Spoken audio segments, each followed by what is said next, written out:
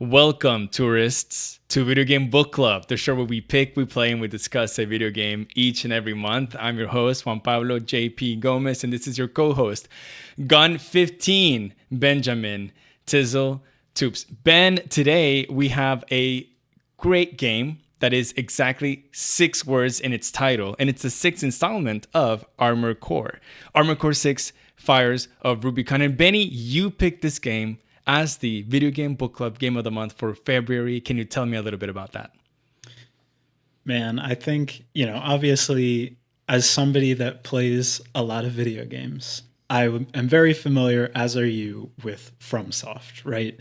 FromSoft is a super pervasive publisher. They make lots of great games that I love and that I really enjoy playing.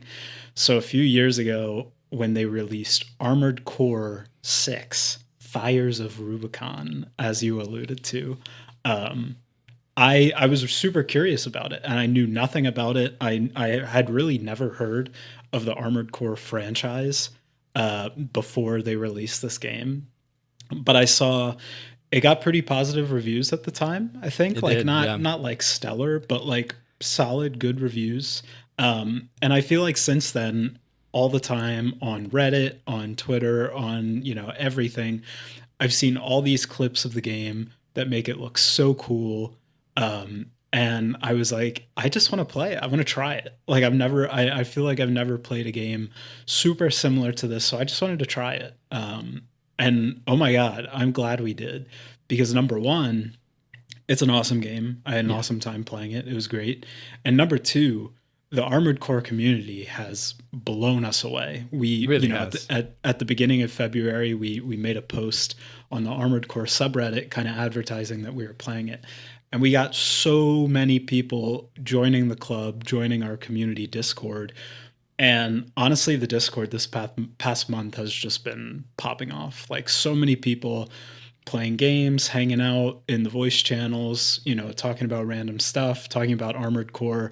So it's honestly been an incredible month. I feel so validated in picking Armored Core 6. And I am now, super ready to talk about it. It's going to be awesome.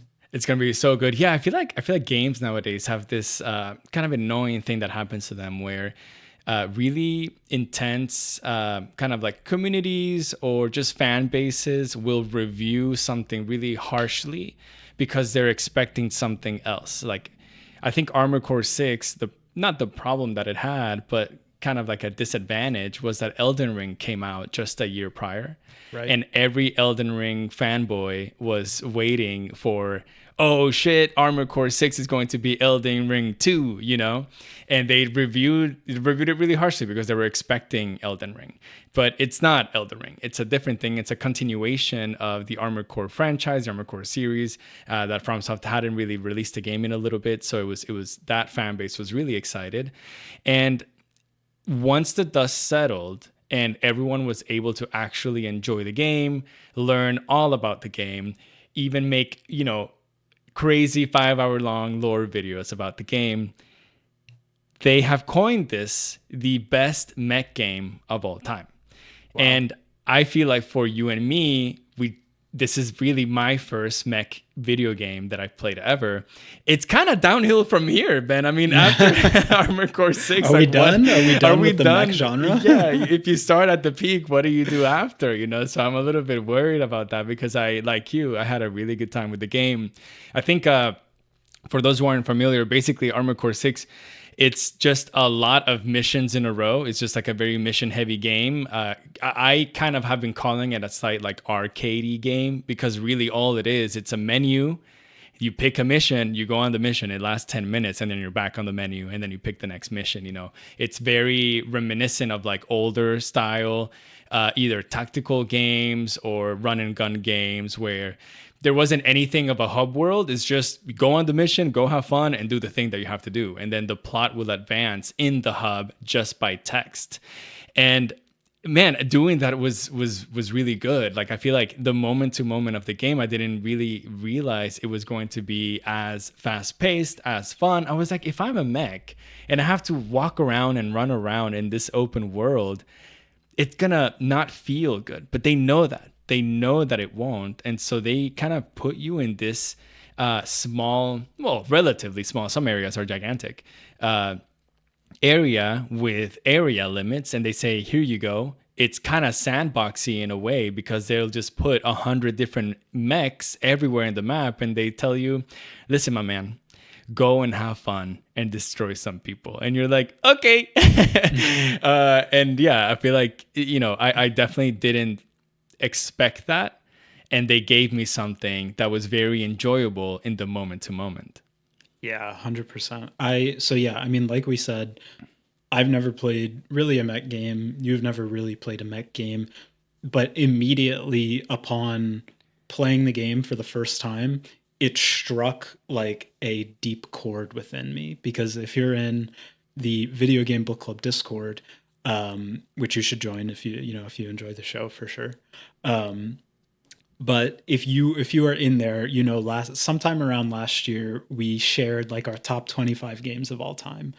And one of mine in the top 25 was Ace Combat 4 Shattered Skies. Hell yeah. And this Armored Core 6 immediately resonated with that type of game for me, because there's no cutscenes, there's no real like visual characters that you see, like NPCs and stuff like that.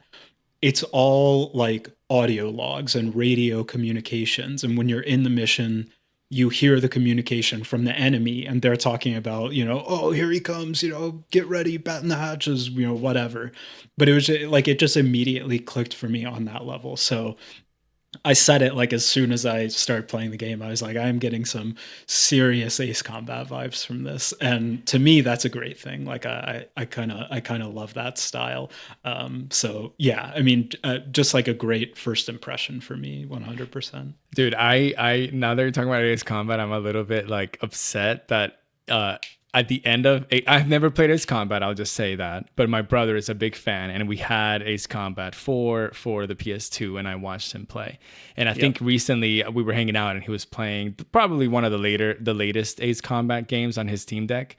And at the end of the Ace Combat mission, you get like some sort of little graphic where it replays the mission for you, but instead of being like an actual like graphical fidelity of what you just did, instead is kind of like a diagram, like a radar diagram, and you're like, a green little laser, and then the enemies are red, and then you follow and you can see all the tricks and stuff that you did. And I feel like that would have been a really cool kind of like debrief of every single mission that you do in Armored Core, and you can see your mech flying around at the beginning of the game really clumsily, like you're drunk on skates, and then at the end of the game, hopefully, you're a little bit more graceful and a little bit better at gliding around and switching your sides and stuff on the Armored Core thing. But Ben, I need you to tell the audience once and for all, because I don't think you've ever said this before.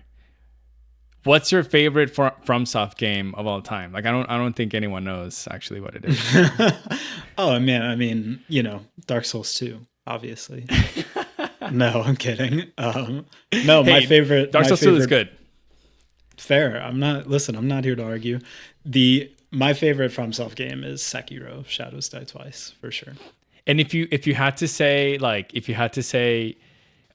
let's say you just met someone on the street, and you had to tell someone, hey, you have to play Armored Core 6. It's like Sekiro meets blank. What would you say? If you were like one of those journalists, I wouldn't say anything close to that. They're not similar at all. I don't know. It's like Sekiro meets like custom robo. I don't know. Gundam, dude. That's what you have to say. Oh my, that's what I was baiting you in the right direction, but let's not dilly-dally anymore. Benny, why don't you tell me what is Armored Core 6, and let's get started on about the early game and how this game gets started. Yeah, I mean, Armored Core 6 is a mech building game at its very core. The core gameplay loop is customizing your mech, experimenting with different builds, different play styles, different weapons, types of weapons, things like that. And blowing up a lot of enemies. Like, that is the gameplay loop. Like you kind of said it earlier. You go in these missions and you are just like the peak form of combat. You are like the peak combatant. Like nothing else can really stand up to you in this mission besides a few bosses, which we'll get into. But yeah, I mean, it's, you know, it's you're kind of on this like desolate world with all this backstory. You are like this mercenary, this kind of nameless mercenary that there's really no backstory to. Your only real point of contact is this guy named Handler Walter, who He's your papa. seems like, yeah, he's your papa. He seems like he's just kind of using you for his own purposes. And you don't really have a lot of backstory on him either. You load into the game, you're like flying into this kind of unknown world named Rubicon. And Walter is just kind of telling you, like, hey, let's get to work. Let's buy back your freedom, basically. And so Yeah. you're like, okay, I'm like some kind of mercenary in this, you know, sci-fi space game. I guess I've got some universe debt that I need to pay off. And I'm like effectively a slave until I do that. So guess we're going to go do that. And, you know, from there, the game just like sprawls into this crazy, you know, kind of circular narrative. Yeah, you are Handler Walter's warrior basically, and as Ben said, there's some sort of debt that you're trying to get rid of, either your debt or Handler Walter's debt.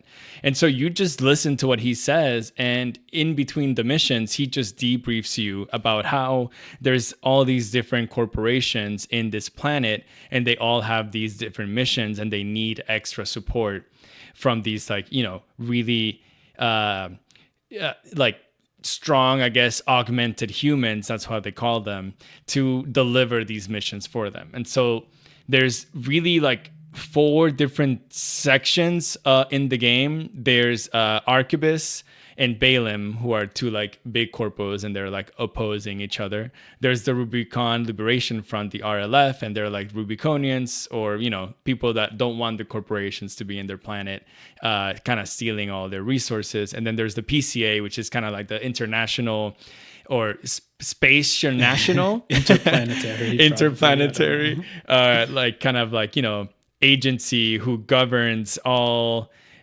forms of resource gathering and blah blah blah of every single planet in the solar system, and not the solar system, in the galaxy or the universe. I don't even know how big this sprawls across the universe, but they're the police basically, right? And they're so the cops. They're the cops. And so a Handler Walter basically selects these missions for you, so that you can make some money, so that you can, like, you know, kind of get your name a little bit more known between all of these corporations, so that they want to seek you out and perform better and better, harder and harder, and of course more monetary rewarding missions for you. Of course, just like any game, there's a greater purpose to what Handler Walter wants from you. But at the beginning, you don't really know anything about that. And honestly, the person controlling the mech, which is Benjamin and I and you, fellow listener, you suck at this game. You're absolutely terrible. And so you have to go through a little bit of a tutorial mission and just like really easy missions at the beginning.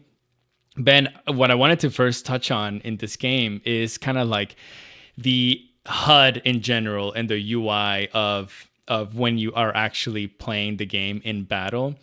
It was extremely overwhelming to me whenever you first get in and you see probably like 30 different like status and damage indicators and stuff around your screen. Obviously you have the reticle and you have like your lock-on range that pops up, but also we kind of talked about this, but your mech is like 12 different parts. You have your head, your torso, your legs, your arms, a gun on the right arm, a gun on the left arm, a gun on your shoulder, a gun on the right shoulder. You have boosters in the back. You have a microchip or something like a CPU that you put in that you also have to change.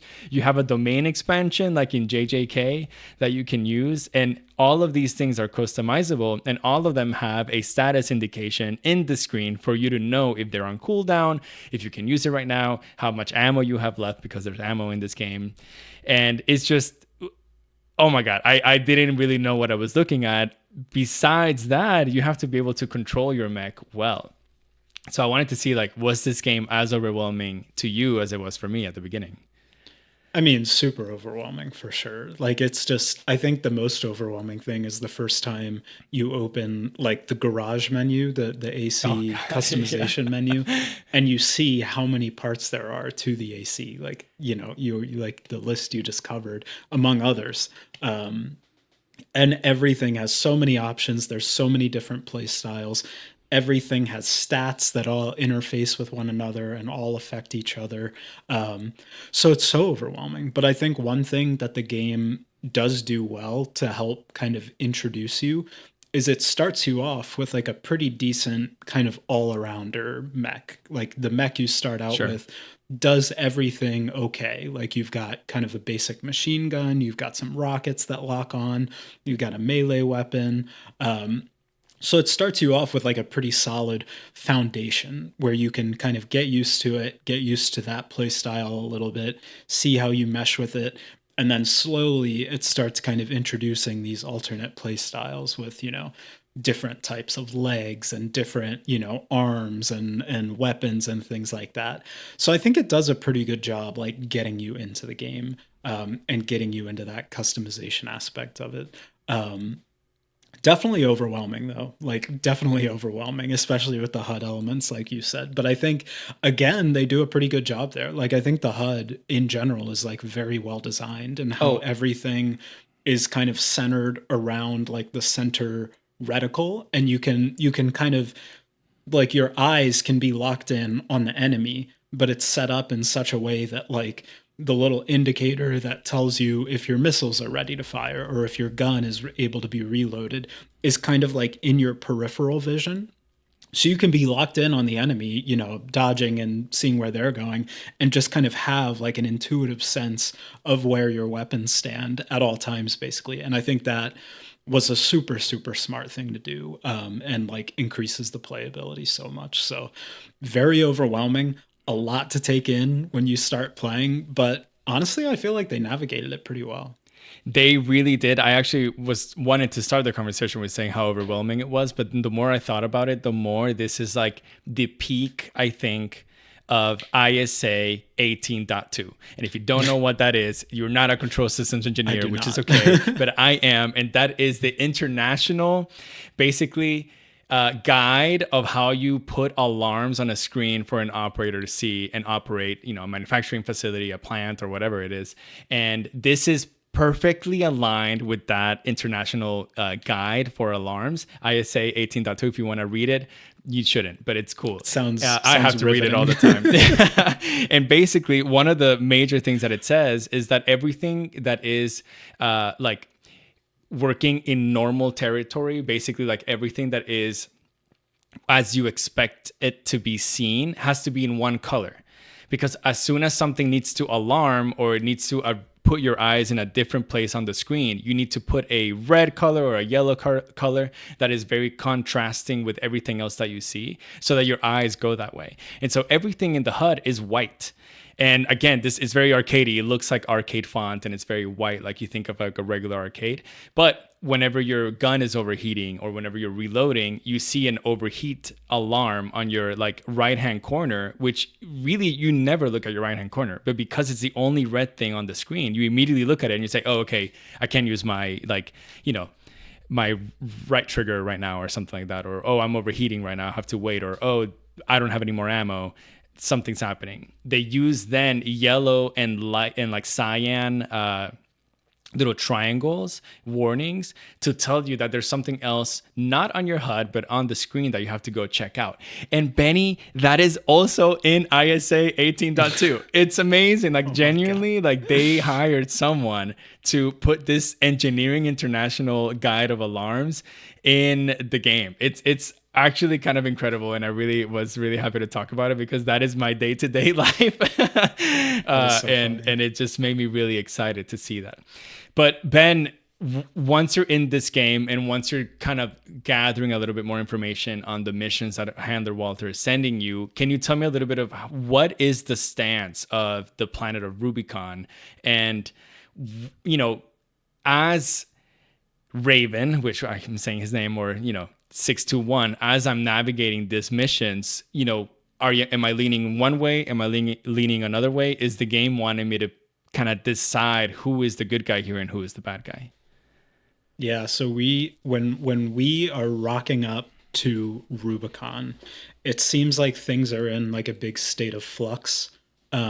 Like there's all this mention of the fires of Ibis, which is this thing that happened, a long time ago in this universe, basically, where coral, this thing that you start hearing more and more about as you play through the campaign, which is effectively, I mean, you can kind of think of it as like the spice in Dune, In Dune, basically. yeah. Mm-hmm. It's like a fuel, it's a drug, it's like, it's this crazy substance basically that's incredibly valuable to humans, corporations, everything. So apparently coral also happens to be very like volatile. So apparently somewhere back in time in the fires of Ibis, this massive coral ignited and basically wiped out humanity on the planet of Rubicon and like the surrounding solar system, basically. So now, all these years down the line, it's sort of stabilized a bit.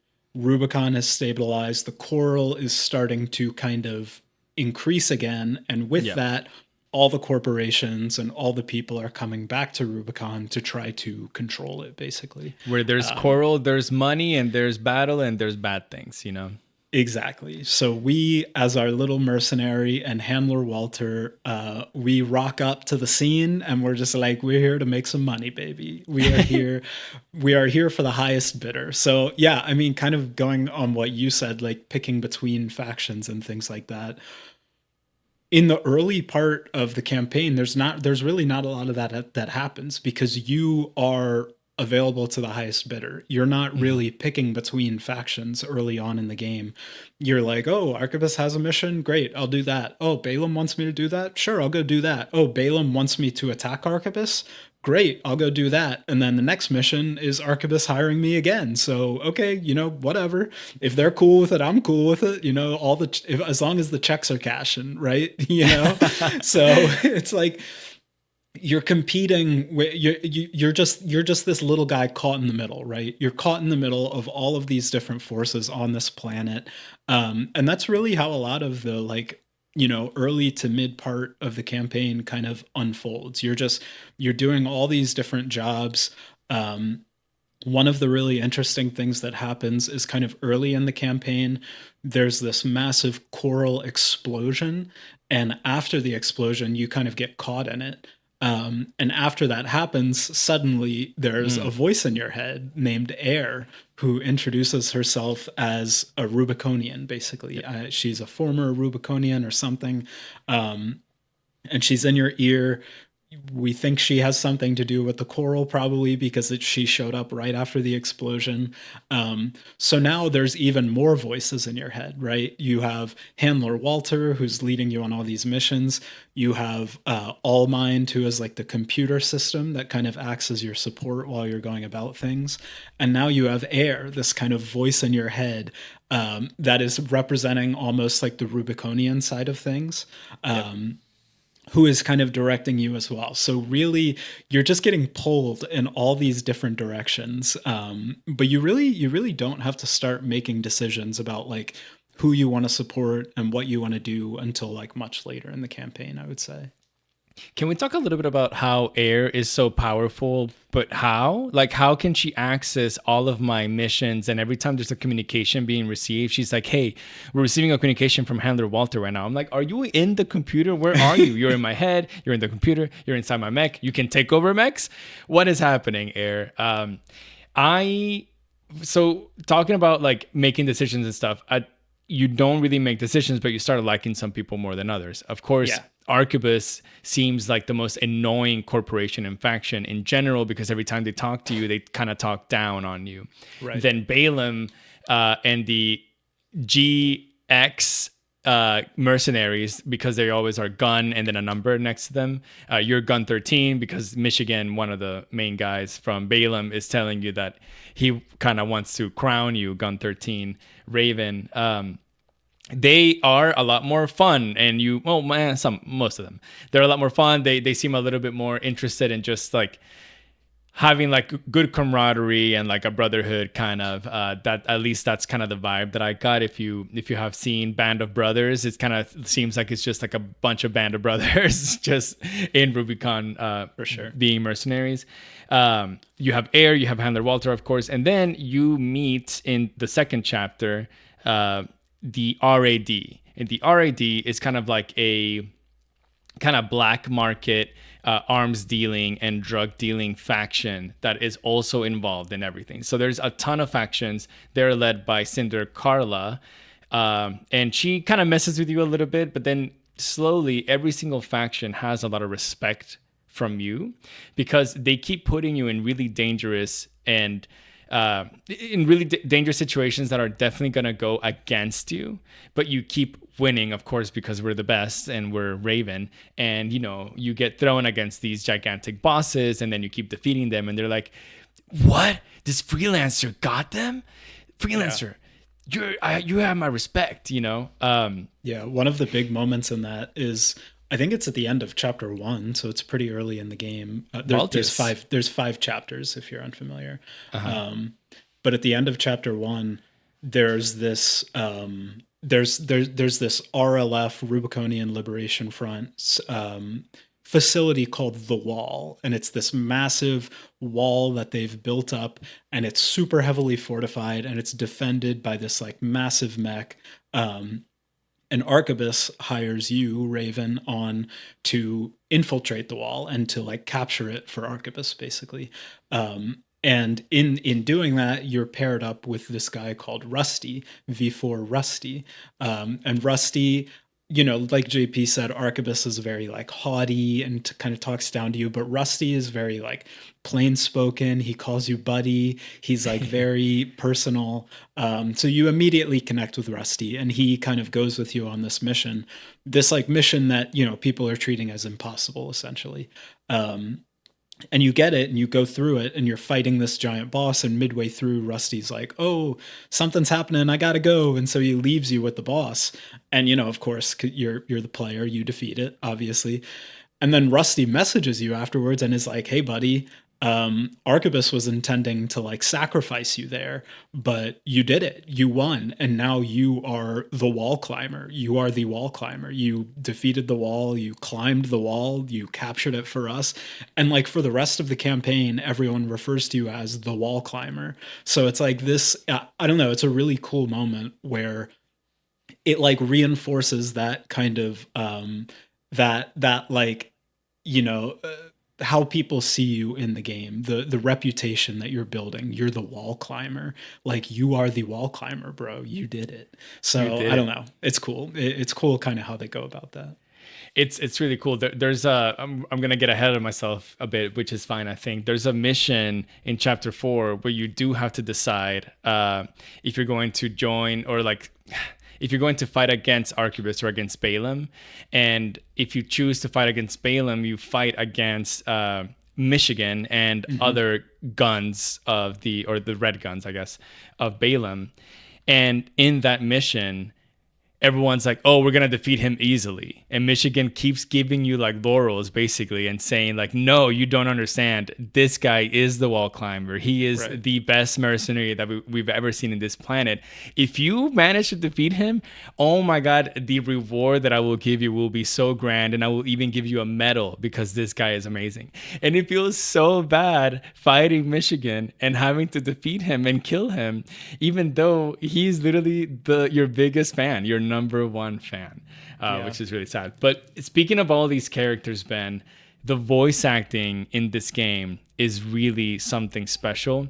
In a game where you can't see anyone, there's no faces, you cannot put like a character or a face to a name. Everything is either an emblem. Everyone has like their own unique emblems. You also have a unique emblem that you can create.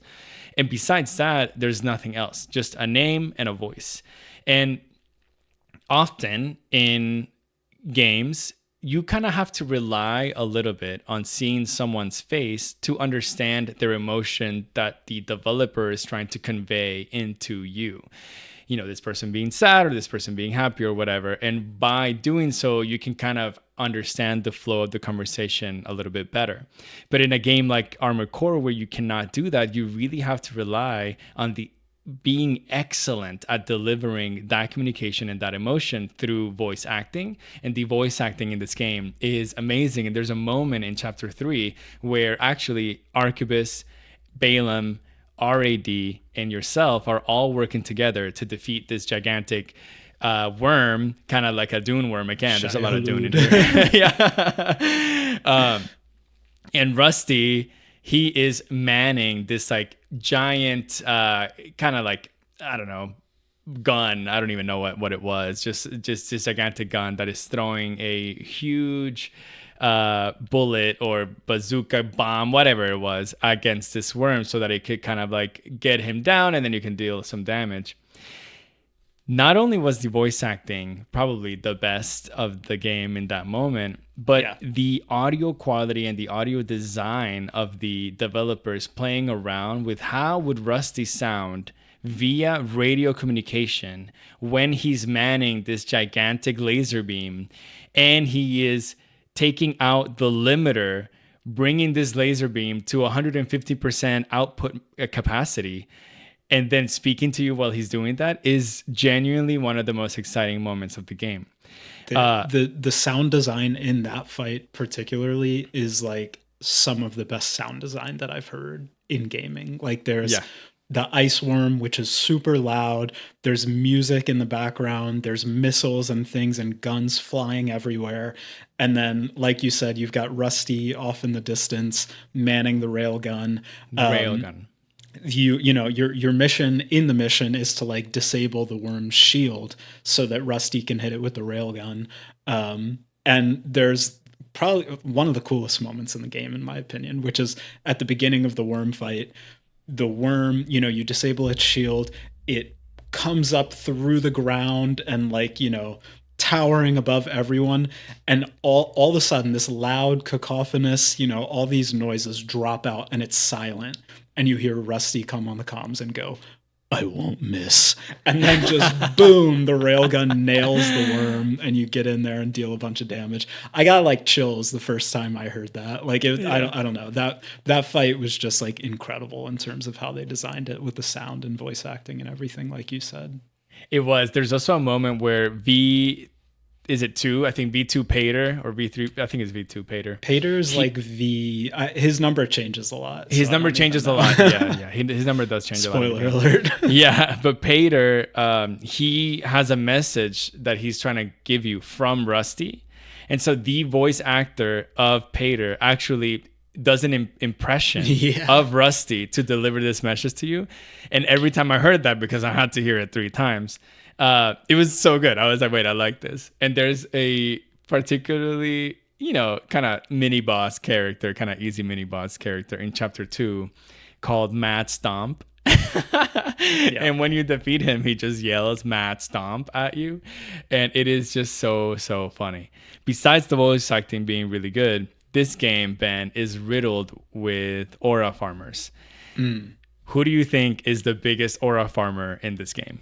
I mean, Rusty. Like, you know, what I just meant, the scene I just described, like, it's the most aura farming moment by far. I think the other big one is, so Raven, your name is Raven, but really you're just this mercenary. But the first thing you do when you show up to Rubicon is you find a mercenary license from a destroyed AC that you can use as your own and like impersonate essentially. And the mercenary license is for a pilot named Raven. So everyone's calling you Raven. You know you're not Raven. You're just impersonating them basically, but everyone knows you as Raven. And then about midway through the campaign, somewhere, I think right before the ice worm fight, you go to this random mission, they send you out and they're like, you know, you just go destroy some corporate assets, right? Like normal mission. But you get there and everything's already destroyed. Like the fight is over. Somebody has already been here. The fight is over. And there's this mech standing there and it turns around and looks at you with like this crazy, I don't know, I can't describe it, crazy visuals. Yeah. And then a handler, like similar to Handler Walter, but a female handler, comes on and is like, "Oh, Raven, this must be who's been impersonating you." And it's the real Raven. And he's standing there and he comes and fights you. And it's this big, awesome fight. And the whole time the voice actor, the handler voice actor is like saying all this stuff about like, he'll never fly far on borrowed wings and stuff like that. And I don't, that was a big time. Like that was another big like set piece for the voice acting and stuff for sure. I was trying to find that exact quote because it is so good. But I'm looking at this this Reddit thread right now of like favorite quotes in the game, and there's so many good ones. But yeah, let's see how far you can fly on borrowed wings is an incredibly good quote and such a good aura farming moment. There's a moment in chapter 4, maybe it's like the 4th mission in chapter 4, where actually Rusty's tailing you, and they had given Rusty a mission to tail an AC. They hadn't told him who it was, and to get rid of him. And then it was you. And so you and Rusty have this one-on-one, and Rusty says something to you like, "I'm sorry, buddy, but Rubicon still needs me." And it's like, oh, but actually you don't know, Rusty, that Rubicon needs me. I'm the main character. Well, he asked you that. He said, "Rubicon still needs me. So, buddy, who still needs you?" And then the fight starts. It's awesome. Yeah. So good. Benny, actually, that was really good. I'm glad that you said that. Yeah. Okay. So we're moving through the campaign, right? You made it to the ice fields. You found the ice worm that's guarding this entrance. You defeat the ice worm and go down, and you find this like crazy underground city, right? And now the focus becomes like all of the corporations, the PCA, are all like flooding into this underground city. It turns out this underground city is like a leftover from what's called the Institute, which is just like I don't really even know, like a foundation of like scientists and things like that from before the fires of Ibis.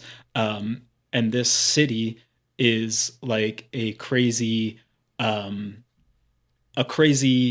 gathering of coral. It's like there's so much coral here, and there's this mega structure that's like incorporating all of the coral into it. It's gathering up the coral to be used by the corporations. So this is where you have to like make a really honestly like the first like big decision in the game. You talked previously about where you have to decide between fighting Arquebus or Balaam, but honestly that decision doesn't really wind up affecting that much. Like Arquebus kind of just wins out because they're the bigger corporation. Yeah. But once you get to this underground city, you know, you have this crazy fight with Ibis, who is people call it like the Armored Core Melania because it's like such a crazy fight. I had a lot of trouble with that fight. I know you did not. JP, you can go back and watch the stream VODs if you want. JP one-shotted it, so I one-shotted her. The Lisan al-Gaib, I guess. But after you defeat this autonomous drone guarding all the coral, you get kidnapped by Arquebus. They like send a stun missile, V2 Snail, who's like the leader of Arquebus and who like hates you and is so mean towards you. Stuns you and imprisons you basically, and you have to break out with this like, honestly it's a cool mission. You have to break out in this like very old AC with really bad weapons, and it's very cool. But it comes to the end of the game now, in the end of like your first playthrough, or you know, the main campaign if you only play it once, but you're asked to make a decision because it's revealed to you that basically the coral is being gathered, right? The coral is gathered, it's there, and now we need to decide what to do with it. And there's two options. You have Handler Walter and Cinder Carla, who are part of what they reveal to you of the Overseers, which is this group that is basically tasked with monitoring the coral and burning it, destroying it whenever it grows out of control, basically, which is what's happening right now. Yep. So you either need to side with them and burn the coral, or Ayre wants you to preserve the coral, wants you to not destroy the coral.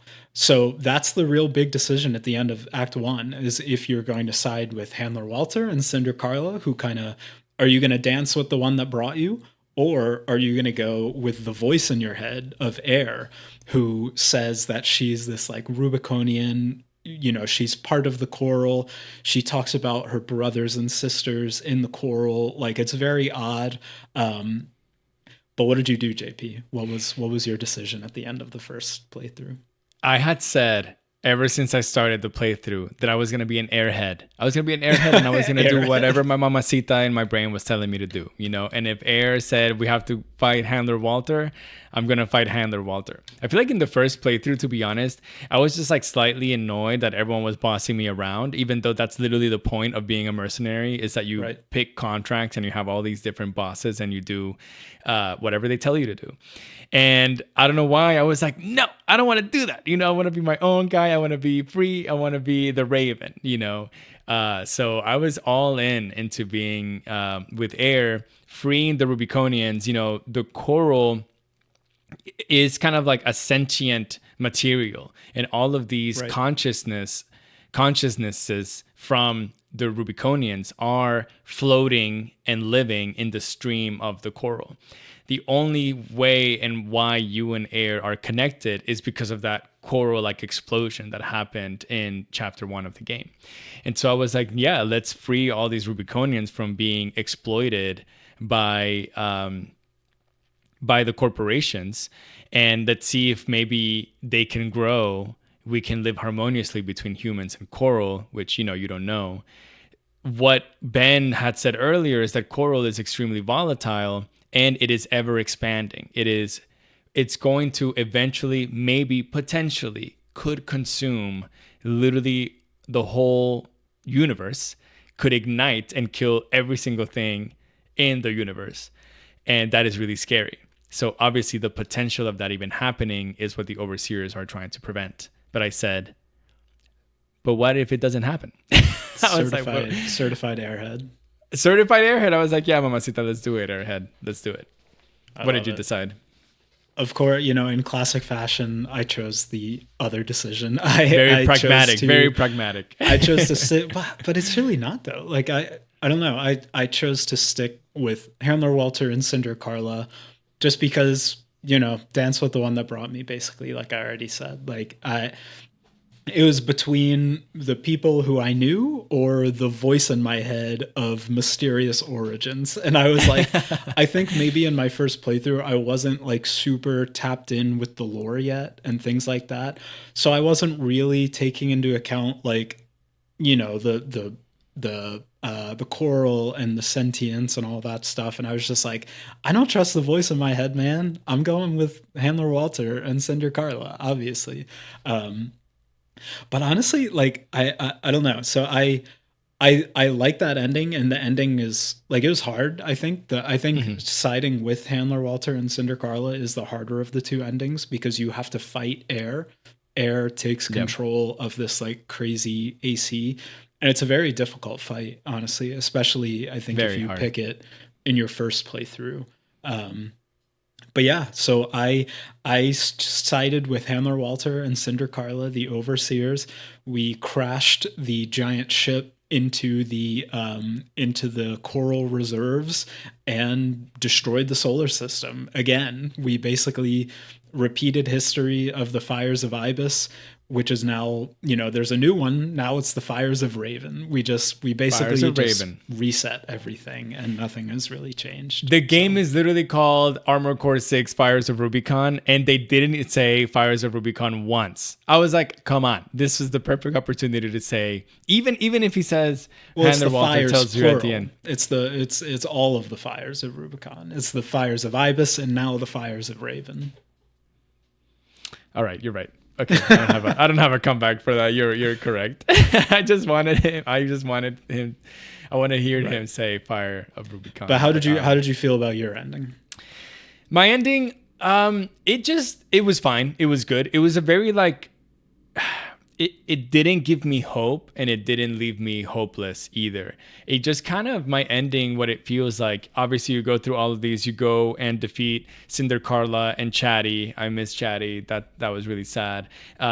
Eventually Handler Walter is actually being brainwashed and like taken control by Arquebus, and they put Walter against you to finally defeat you so that you can't remove the corporations for, how who knows how long, and that the coral can be kind of released in a, you can just free the coral basically. You fight Handler Walter. I completely agree. Handler Walter was not as difficult at all as Ayre was. However, I do think that the fight pre Carla and pre Walter, which is Baltius X Snail, yes, was probably the most difficult fight in the game for me. That's the fight that gave me the most trouble, and the one that I had to replay over and over and over again. Until that's like the true boss of that ending. Yes, the other two, like you said, fighting Carla and fighting Walter, are not nearly as hard. But the way that it ends is that basically you're left alone in this planet with the RLF. So it's you, the RLF, and then all the coral being kind of free, quote unquote. But what I kept thinking about this ending is that that's not the end of this. Like, right. The PCA is literally the biggest kind of like agency in the universe that are going to want to control this material. And they're going to bring, if it's not Arquebus and it's not Balaam, they're going to bring someone else. They're going to bring another corporation to come and try to extract this coral. Like where there's in our world where there's oil, there's blood and there's money, and where there's coral, there's blood and there's money, which is unfortunate, but that's kind of like the mirroring that they're trying to give us. And I was just like, it just felt like, okay, now it's me and Ayre and the RLF to defend this planet and defend the coral. So it's like my job is not done at all. Whereas I feel like in the first ending, in your ending, it feels like there's closure. It feels like something happened and the story is done. Like the coral was ignited, and sure, there was one fire before, there's another fire now, so maybe centuries down the line there will be another fire, and this cycle will have to repeat. But at least you did kind of like put an end to this particular cycle. Whereas for me, I'm going into the unknown. I'm going into maybe a different type of cycle of keeping the defense going on for the coral and for the planet. So I don't know, both endings were kind of sad. Yeah, agreed. Well, either way, we've now finished the game, right? We're done. We finished the game. We got our ending. We're all good. No, right? Of course. No. As multiple people told us when we said we were playing this game, as anybody will tell you, getting the full true experience with this game requires multiple playthroughs. And so when you finish the game for the first time, it doesn't even ask you if you want to play New Game Plus. It just kicks you right back into the game. It brings you right back, and it's like, all right, keep going. Yeah, I thought that I was getting like a new cutscene because after the credits, I was like, oh shit, something's happening right now. And no, it's literally just the first mission all over again. First mission, yeah. So yeah, it kicks you right back into the game, and you start your second playthrough, New Game Plus. New Game Plus, I would say the main function of it is really just to experience the other ending. There's a minor difference. There's a very minor difference that does make some of the campaign missions different, which is that on one of the early missions, when you're kind of building your reputation and stuff like that, you're doing a mission for the Balaam Corporation. And during the mission, you're with these two Balaam red guns. And all of a sudden, the RLF, the Liberation Front, contacts you and is like, hey, are you interested in like fighting for us? If so, go kill the red guns. Go take them out right now. And so, of course, playing through the game the second time, I'm like, yeah, I want to experience new content. I'm going to do that. So, of course, you do that. I'm sure you did as well. Yep. You get this awesome fight with two of the red guns, one of which is Iguazu, who we haven't mentioned so far, but who will become very important to the story as we go. Mm-hmm. Iguazu is this like very young, very ambitious hater, basically. He hates you. He hates that you're a mercenary. He thinks you don't belong. And of course, when you get the opportunity during this mission to kill him, and when you do, he's very, very salty about it. And from then on, he appears multiple times in the campaign, trying to kill you, sending people to kill you. So this is where Iguazu becomes kind of a central figure in the game.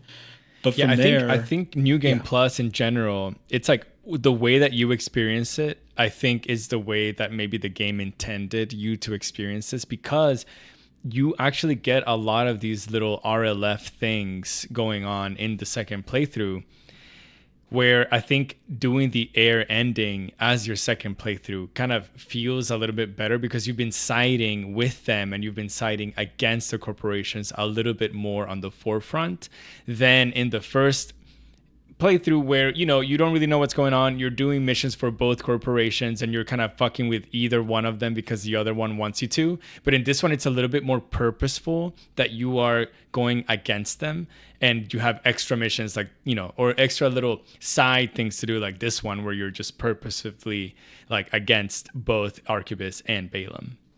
right. Yeah. So and that's really how it goes. There's the second campaign, the second playthrough is mostly the same, but there's like a few moments where, because you help the RLF in the beginning, like we talked about, they ask you to rescue some of their prisoners, and that's like a whole new mission that you get to go on.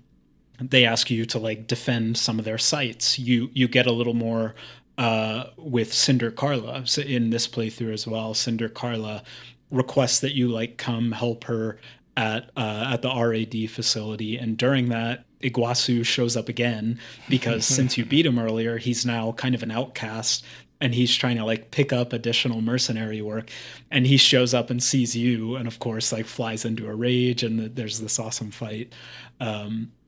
But yeah, so that the run 2 is mostly the same as run 1. Yep. There's just a little bit more exposure to the RLF side of things, and it gives you a bit more of that side of the story. I think like the standout moments in run 2 to me were in part of in run 1. There's a fight where you're going through this big underground structure, and you're kind of trying to reach the underground city basically, and Iguazu will confront you. But in run 2, because you've had all these run-ins with him already, instead of him confronting you, he hires like this like black market mercenary AC to come like a hitman basically to come kill you. And it's an extremely difficult fight. The AC's name is Cold Call, I think. And it's so hard because the fight happens in this extremely confined space. This is something we haven't really touched on yet, but depending on the type of weapons you're using, the environment you're in can have very different impacts on the game. So like for me, one of the core weapons I was using was this like vertical missile launcher that fires a bunch of missiles up into the air, and they'll then come down and kind of track the enemy and hit them from above. But in this super tight arena with Cold Call, I couldn't do that because my missiles just hit the ceiling, right? Like they were totally useless. So I was like totally neutered in that fight. And he's a really hard fight. He's like zipping around all over the place in this super confined place with a ton of obstacles and stuff. So I thought that was like a very big, highlight for me in run 2. Was there anything besides like the little different missions that we've been on so far that stood out to you in your second run? Yeah, I think the one that I didn't do in the first playthrough was you have to kind of like deal with this mech, with this AC, in honestly like maybe chapter 2 or 3. It's one of the earlier chapters. His name is Swinburne. Mm-hmm. And Swinburne, in the middle of it, he's kind of has gone cuckoo, and they ask you to deal with him. Basically, he tells you like, "Hey, I will pay you double whatever Balaam I think is paying you to defeat me. I will pay you double if you let me go." And obviously, this is a new kind of like. Well, you can do it in the first playthrough, I'm pretty sure. But since I didn't do it in the first playthrough, I was like, yeah, sure, I want to see what happens if I let you go. And also I need the money because I want to buy all the weapons. So sure, I'll let you go. But if you do that, then another like very, self-righteous kind of like AC comes in and then wants to beat the living crap out of you for doing that and not getting the job done. And I can't remember his name at the moment, but his intro was really cool, and that fight was actually pretty difficult, to be honest, that one-on-one. And it happens a lot in Armored Core 6 in general, that when you have like two phase fights, but sometimes you're fighting one mech and the second phase is a different mech. And if you lose to the second mech, you still have to do the first phase again. A lot of the times, instead, there's checkpoints. And even between mini bosses, there's different checkpoints. So if you die, it's cool, just restart. And then you're back with like all of your health, all of your ammo, all of your repair kits, and your domain expansions to fight the boss. But sometimes things like this happen where you have to get through two different mechs or two different bosses back to back to actually finish the mission. So in this particular one, this was one that I had to do a couple of times to get it to, but I thought that was really cool. Ben, I have a couple questions though, now that we finished run 2 and we're going into the true ending, run 3. Yep. So this game is basically a run and gun on steroids, and you can blast through missions in like 2 minutes if you're good enough. Especially in New Game Plus, you can really just speed through these missions. Or sometimes you can take your time, fight every mech, every AC, wipe up the map, and sometimes missions can take 10 minutes if you'd like it to. But like something that is kind of lackluster, there's a little bit of it, but not that much, is there's not a lot of exploration. They sprinkle chests here and there for you to find, not really like collectibles, but just more weapons, more arms, more legs, more whatever for your AC. And there are computer logs for you to kind of see a little bit more of the deep lore of the game. Do you think that the lack of exploration in this game is something that benefits it or doesn't benefit it? Honestly, with the structure that they chose, which is the fairly linear game with multiple playthroughs, I think it kind of had to be more linear. Like, I think if you're asking somebody to play the same game 3 times in a row, it needs to be a little more straightforward. And obviously there's examples where that's not the case. Like you have people that play Elden Ring till new game 7, 8, 9, crazy, yeah. Right? That's obviously not the case. But when it's like when part of the story is locked behind these New Game Plus runs, and you want people to like truly experience the whole story, I feel like it needs to be a little more linear so that you can get in the rhythm, fly through the missions, and like you said, there's still opportunity to take your time if you want to try to explore and find optional fights and optional logs and stuff like that. You can replay missions to get the S rank, which is something that I know a lot of people do in this game. Okay, I need to bring you on a tangent right now. Okay. What game, literally in the history of the world, doesn't give you a rank immediately when you do that mission the first time? It is so crazy. Ridiculous to me that you have to replay this game 3 times if you want to see the trending. That means that I've replayed these missions 3 times, or I've replayed them twice, I guess. And if you choose the mission from the mission or the story mode debrief, it does not count towards your rank, even though you are replaying the mission that you already played. So you have to go into the mission select, find the mission that you want to get a rank for, play that mission basically a 4th time, and then you get your rank. And I know, I get it. They would give me C's on all my ranks because, I'm not good and they hit me and everything. But I was so annoyed that at the end of my 30+ hour playthrough, getting all the missions, getting the achievement that I've played all the missions. I probably played some missions again 3 times, and I have 0 ranks. I have 0 ranks on all these missions. I'm like, are you joking right now? I know. That was something that confused me, honestly, because I saw, a lot of people in the Discord were talking about like, oh, I just finished S ranking everything. I got this ranking on this mission, stuff like that. And I was like, where are people getting these rankings? Like, yeah. I don't know. I thought I was missing something. I thought I like wasn't seeing it in the end screen of the mission or something. And then I looked and realized that, yeah, in addition to just playing the mission, you have to go and play it again to actually get like, not even playing it again in like a New Game Plus sense, but in just like an arcade sense, you have to play the mission again to get a rank for it. And yeah, I mean, I 100% agree. Why would you not just give me a rank for the mission the first time I play it? Like, that seems absolutely insane, but who am I to judge? Yeah. Who am I to judge? I want to ask you, Okay. So we've been through, two playthroughs now generally. How much were you experimenting? Because a big part of this game is experimenting with your build, trying new weapons. The game makes it very easy for you to do that, and it really encourages you to do that by giving you all kinds of different fights with different enemies that have different strengths and weaknesses, and making it so that you can really easily buy and sell weapons and stuff like that and parts. At this point in the game, how much were you experimenting with your build, and was that changing? Like the way you did that, was that changing at all through your playthrough? I think the rhythm when of me changing weapons and stuff definitely changed in my first new game. I was changing all the time. After every mission, I was like, "Let's go to the garage," and I was changing my paint.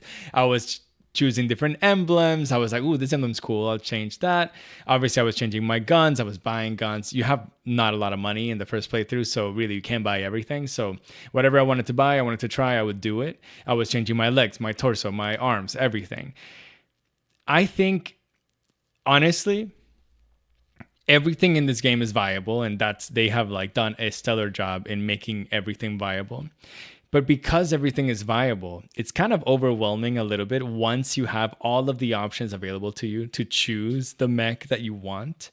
And so after new game, I wasn't changing my mech like body at all because I didn't really know how to optimize it anymore. Like Ben and I played this game for 30 hours, both of us. I stalked you on Steam. But we're by no means experts. And so or I speak for myself. I was kind of like, I didn't really understand every single like a stat that all of these different body parts were giving me, even though a amazing new member of Video Game Book Club made a PDF for us so that we understand every single stat that the game is giving you. I gave that a read and I still would forget. And so I was thinking like, okay, if I see blue, good. And if I don't, bad. And so I just chose a few body parts, left them there. And honestly, I didn't really change my body in general in New Game Plus and New Game Plus Plus. But I did change the weapon. So mostly I knew that I wanted to have a melee weapon on my left arm. So I tried all of them. I knew that I mostly liked machine guns on my right arm. So I left that. To be honest with you, my right shoulder was that 6 missile launcher that locks on for the whole playthrough. As soon as I got that, I don't think I changed it, but I was very like experimental with my left shoulder. I like did a bunch of different ones like laser guns or the pulse guns or I got a Gatling gun even or more missiles. The only thing I'd never really experimented with was pulse shields. But yeah, I mean that was definitely part of the fun. What about you? Yeah, I mostly the same, mostly the same. I will say that I had the same approach as you, where I was basically like, blue numbers on new parts is good. If I see blue numbers, put it on. Put it Great. on, baby. And it got me in a lot of trouble because midway through my first run, my build was probably just this mishmash of different stuff that looked like it gave me good stats. And I got to a couple fights, particularly the Michigan and the Ibis fights in the first playthrough, where I had a ton of trouble. Like it felt like I just wasn't able to do anything. My health felt super bad. My weapons felt super bad, everything. And we have all these incredible people who are so knowledgeable about this game in the Discord. So I went in and I was like, help. I need help. Like I need help right now. And someone was like, post your build. And so I posted it and immediately they were like, brother, this build makes no sense. Like you've got mid-range weapons with a long-range computer chip. Your energy generator is optimized for the wrong type of weapon. Your core is not generating enough energy. Like this makes absolutely no sense. And I was like, okay, great. So I went in, changed everything, and what do you know? It works a lot better now when you actually have like some semblance of an idea of what you're doing instead of just blue number good. But yeah, going into the second run, I would say mostly as you. Like I had my play style pretty much down, kind of the run and gun, probably similar to you, kind of mostly run and gun with a bit of like flying and jumping, with the machine gun and the missiles on the shoulders and then the melee weapon. And once I found that playthrough, it really didn't change. Once I found that play style, it really didn't change through all of my playthroughs. Like minor changes, like you said, with the melee weapons and some of the missile launchers and stuff. But I found my build, I found my play style, and I was like, I'm good. I do not I don't want to mess with this any further because I already messed it up once and it works good now, so I'm keeping it as is. This is a great time to mention that Ben and I hosted a PvP tournament for the Video Game Book Club community.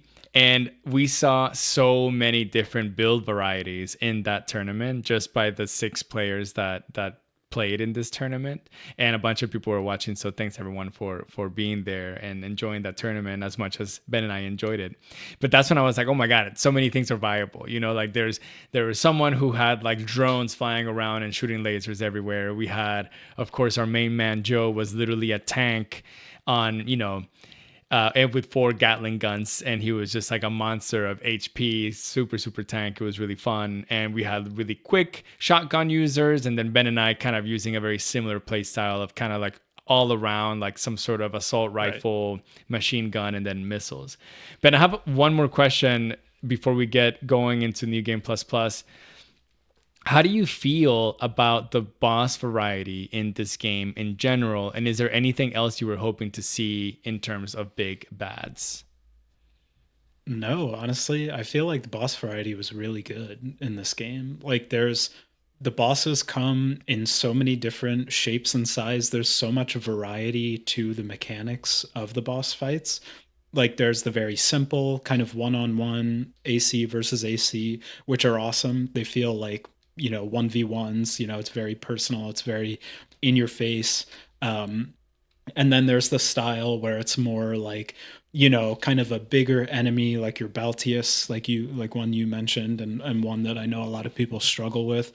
It's still an AC, but it's kind of bigger and it has more advanced weapons and it covers more area and stuff like that. And then you have stuff like the Ice Worm, which is a super unique fight in the space of this game, where the standard mechanics kind of go out the window. Like you can't really attack it directly. You have to use a specialized weapon to like destroy its shield and then look for an opening. So honestly, overall, like I was pretty happy with the boss variety. I think I slightly disagree. I feel like my favorite bosses were the ones that were not one-on-one AC versus AC. Okay. Like I enjoyed the Baltiuses, maybe not the Enforcer because he was kind of like a tank, but the Fuoco. I keep calling him the Fuoco, but you know what I mean. The furnace fire breathing mech. I really wanted to see, and like the helicopter. Like the helicopter is the first boss that you fight in the tutorial section. You never fight him again because you never replay the tutorial. But I actually feel like I missed a little bit of that, especially once you replay the game a couple of times. You keep fighting these 1v1s that are really fun, but I found them repetitive. I was like, oh, it's another 1v1 of a mech that has like, you know, some sort of play style that I have to figure out. And you know, it's not, I don't know, like we never had like another Baltius moment where I was like, holy shit, gigantic, you know, flying thing that I have to figure out with like flaming swords and everything. You know, I was really a little bit disappointed in the boss variety, especially from a FromSoft game. I wanted to see less 1v1s and more, I mean, it's gonna be a 1v1, but like less like AC versus AC and more like big gigantic machinery thing versus me, little old boy. That actually is a good point, because now that you say that, I am kind of thinking on it and realizing that like a lot of the boss variety is front loaded. Like for example, in I don't remember, I want to say Act 4, there's a mission where you go to this like kind of abandoned city that's like filled with mist, and you have to find these kind of jammers and clear everything. And at the end of that, you have to fight this like giant helicopter, like kind of a similar to the tutorial boss. This giant like helicopter bird, that like is very different from all the other bosses, right? It's very different. But in later playthroughs, that mission gets replaced with a 1v1. It's just a Yeah. 1v1 with Another another 1v1. AC. And yeah, now, you know, that's a good point you make. As you go through and as the game progresses, it becomes more about the 1v1s. And like, instead of having different types of boss encounters, with like some exceptions, like you mentioned Snail X Baltius, which is an awesome one, It is. but instead of like different types of encounters, they just throw like more 1v1s at you Yeah. simultaneously. Like it'll be like a 3v1 or a 2v1 or something. Yeah, So it's a good and point. those were fun, and they were interesting, but it's just like so many. It just became repetitive to me. I was like, man, Right. like it would be really cool if I saw, you know, just bigger bosses, different. Like, what if Snail? You know, we've seen Snail. You fight Snail. At the in New Game Plus Plus, you fight him in you like ambush him, and he has a bunch of little mechs around him. Iguazu shows up. Oh my god, for the 5th time. I'm like, Jesus Christ, dude, just die. And it would have been cool for me if Snail had like mounted some sort of machine and he became, you know, something different. You kind of like the Baltius X Snail, but like different, you know, another variety of that. Another like, oh, mechs aren't just this like solo person, like augmented human. Like I can kind of like assemble like like a Power Ranger. I can assemble into this gigantic thing. Let's fight that, you know. So anyways, that's all I wanted to talk about. Benny, we're going into New Game Plus Plus. You start the New Game Plus Plus, and immediately something is a little bit different. All Mind, the kind of like mercenary AI hub that I'm sure everyone uses, not just Raven, but everyone uses as like, you know, this computer Alexa or Siri that helps you figure out, you know, your shop, your arena, which we haven't really mentioned, but arena is really a fun 1v1s that you can do to make some money and practice your skills and get your arena ranking high. Things start happening with it, and you meet your first new mech. So why don't you take us through New Game Plus Plus? Sorry. Yeah. So yeah. New Game Plus Plus gets off to like a very different start. Like you said, it immediately has a different feel to it.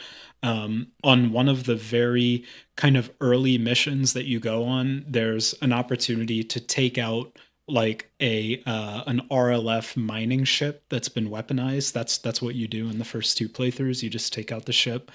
But in the second one, or in the third playthrough, it asks you, the RLF asks you to escort the mining ship instead. You escort it and try to save it, basically.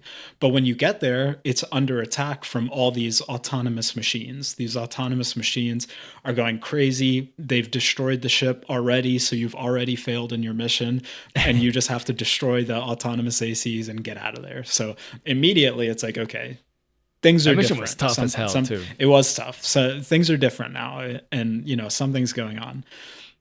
There's another mission where you meet kind of this mysterious mercenary that you haven't even like heard mention of so far, named Kate. She just introduces herself like, "Oh, I'm Kate. I cannot How's it going?" believe that her name is Kate Markson. Kate Every Markson. single person in this game has a fucking ridiculous name. And then Kate Markson shows up. That's like John Armorcore shows up, and he's like, "Hello, I'm John Armorcore." Like, what are you doing? Yeah. So you're going through, you're introduced to Kate, and Kate's kind of like, yeah, All Mind just kind of asked me to come. And All Mind is the one that sent you on this mission as well. They kind of, All Mind gives you a mission and says like, hey, can you go do this for me? And then Kate's there and she's like, yeah, All Mind asked me to come too. It's like, okay, odd. Weird. And as you go, as you complete more missions that kind of proceed mostly in the same way as the first 2 runs with the same choices with the RLF and stuff. Ayre, who still is with you, Ayre discovers some like secret arena missions basically that you weren't supposed to find, but they've been like encrypted. And it seems like All Mind is gathering data on these different types of ACs and trying to Coral that use Coral, right? They all use Coral, and All Mind is gathering data on them and trying to like assemble a perfect AC, essentially, is what it seems like. So you're very confused. You go through the playthrough.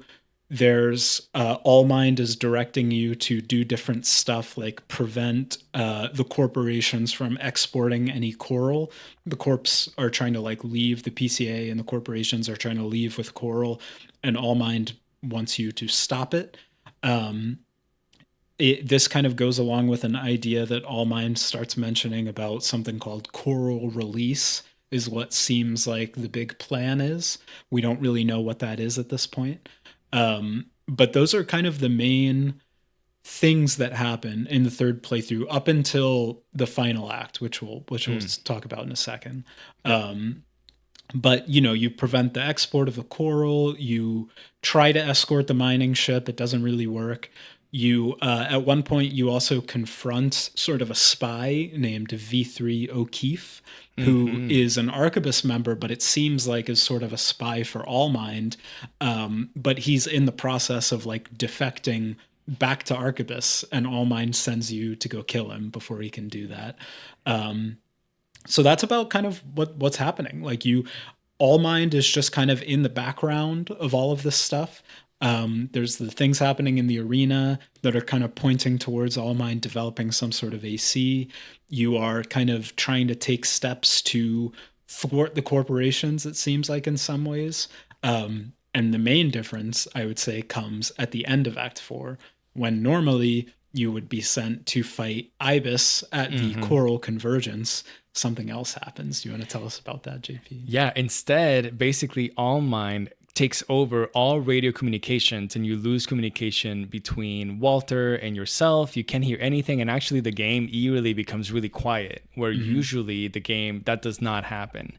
There's always some crazy fight going around, ACs fighting other ACs, especially in Chapter 4 and Chapter 5. Everything is just like a full-on war between RLF and the corporations and everything. But instead, everything becomes quiet, and All Mind tells you, hey, for you to basically commit to this new to commit to your allegiance, let's say, to All Mind instead of to Ayre and instead of to Walter, I need you to do one thing. I have found the location of where V2 Snail is, and we can ambush him right now and kind of like deal a massive blow to Arquebus instead. And so you're like, hell yeah, brother, I want to do true game, new game plus true ending, so let's do it. And so she sends you a location, you clear out.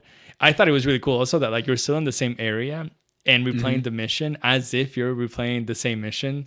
And you know, there's just like a new section that you can kind of like, you know, find because of the coordinates from All Mind. So it's really cool like how they play around with, you know, their geography, you know. But anyways, you go to where Snail is and you do ambush him, and he's like, you know, talking some trash to some of his ACs and his little pawns. But instead you go in, it's like a massive, like, it's like a small, pit battle. You're like in a really small circle and there's like 6 ACs or so. As you start fighting him though, Iguazu shows up and he also finds Snail. He, you know, as we mentioned before, doesn't work for Arquebus. He works for Balaam, but because you defeat him a couple times, he has kind of gone rogue and he does his own thing. But he is hell-bent on defeating you. And so Snail is kind of confused, but he's like, fuck it, I'll defeat both of you, you know? What I ended up doing, though, is that I thought Snail was a lot harder than Iguazu. So I just focused on defeating Snail first and then defeating Iguazu. But yeah, basically that happens. You finish this mission, which is Chapter 4. In Chapter 4, usually you defeat Ibis, then Snail captures you. And you do that like kind of difficult mission where you have an old AC that you're controlling, but instead you go back to your hub like normal because you have defeated Snail. You didn't have to fight Ibis at all, and now you are going into a completely new Chapter 5 with all new missions. It lasts very short, to be honest. It's only like 2 or 3 missions, and now you're full on doing whatever All Mind tells you to do. However, at some point, Ayre herself takes over or like pretends to be All Mind to talk to you. And I thought that was a little bit bizarre, but obviously Ayre does not trust All Mind and doesn't really want you to side with her.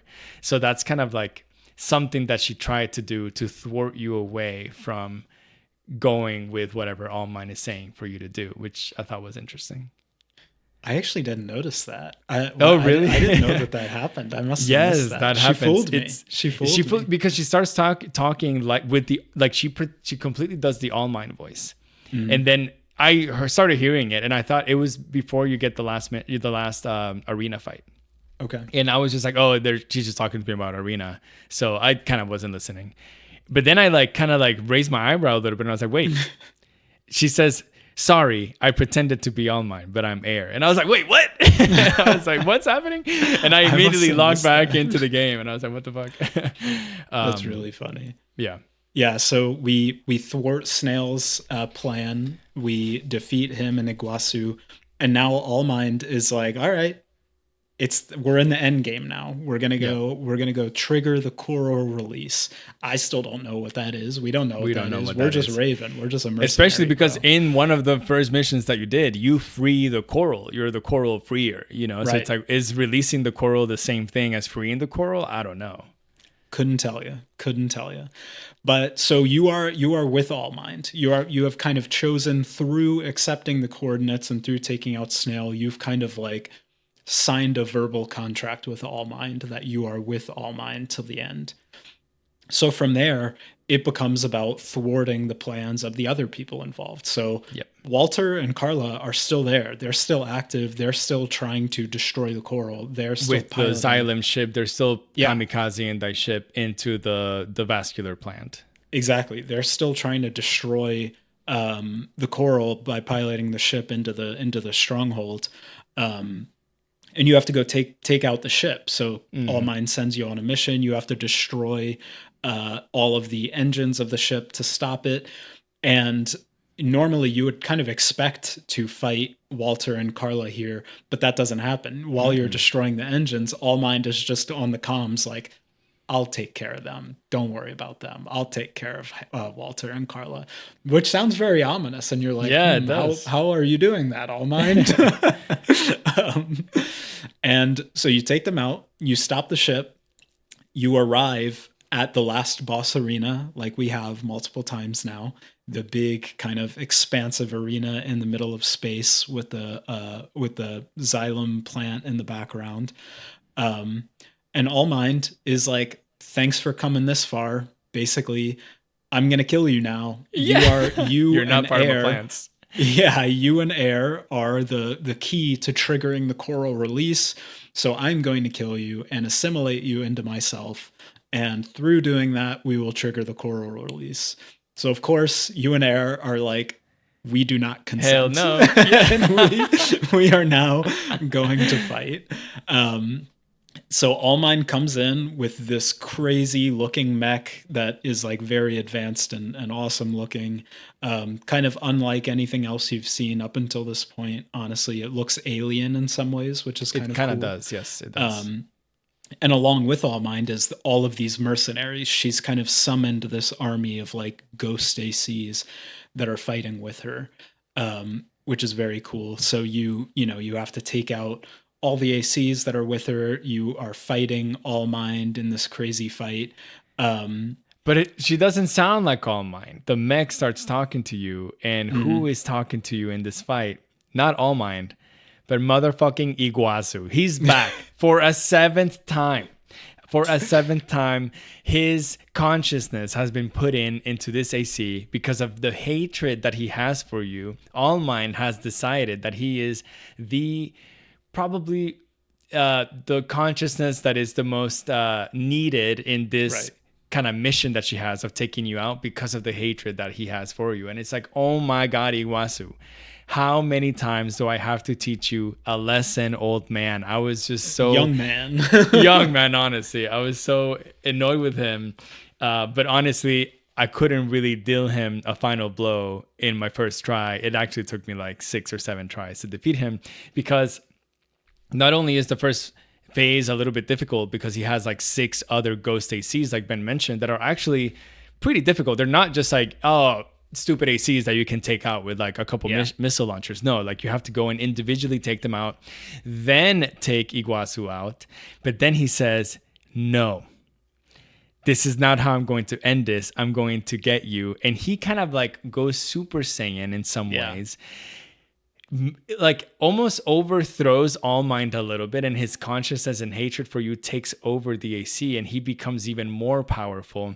And just as Ayre and Ibis had this like choral kind of trail to the way that they would pilot the AC, and they could throw these like red missiles and red like slashes at you that are representative of coral.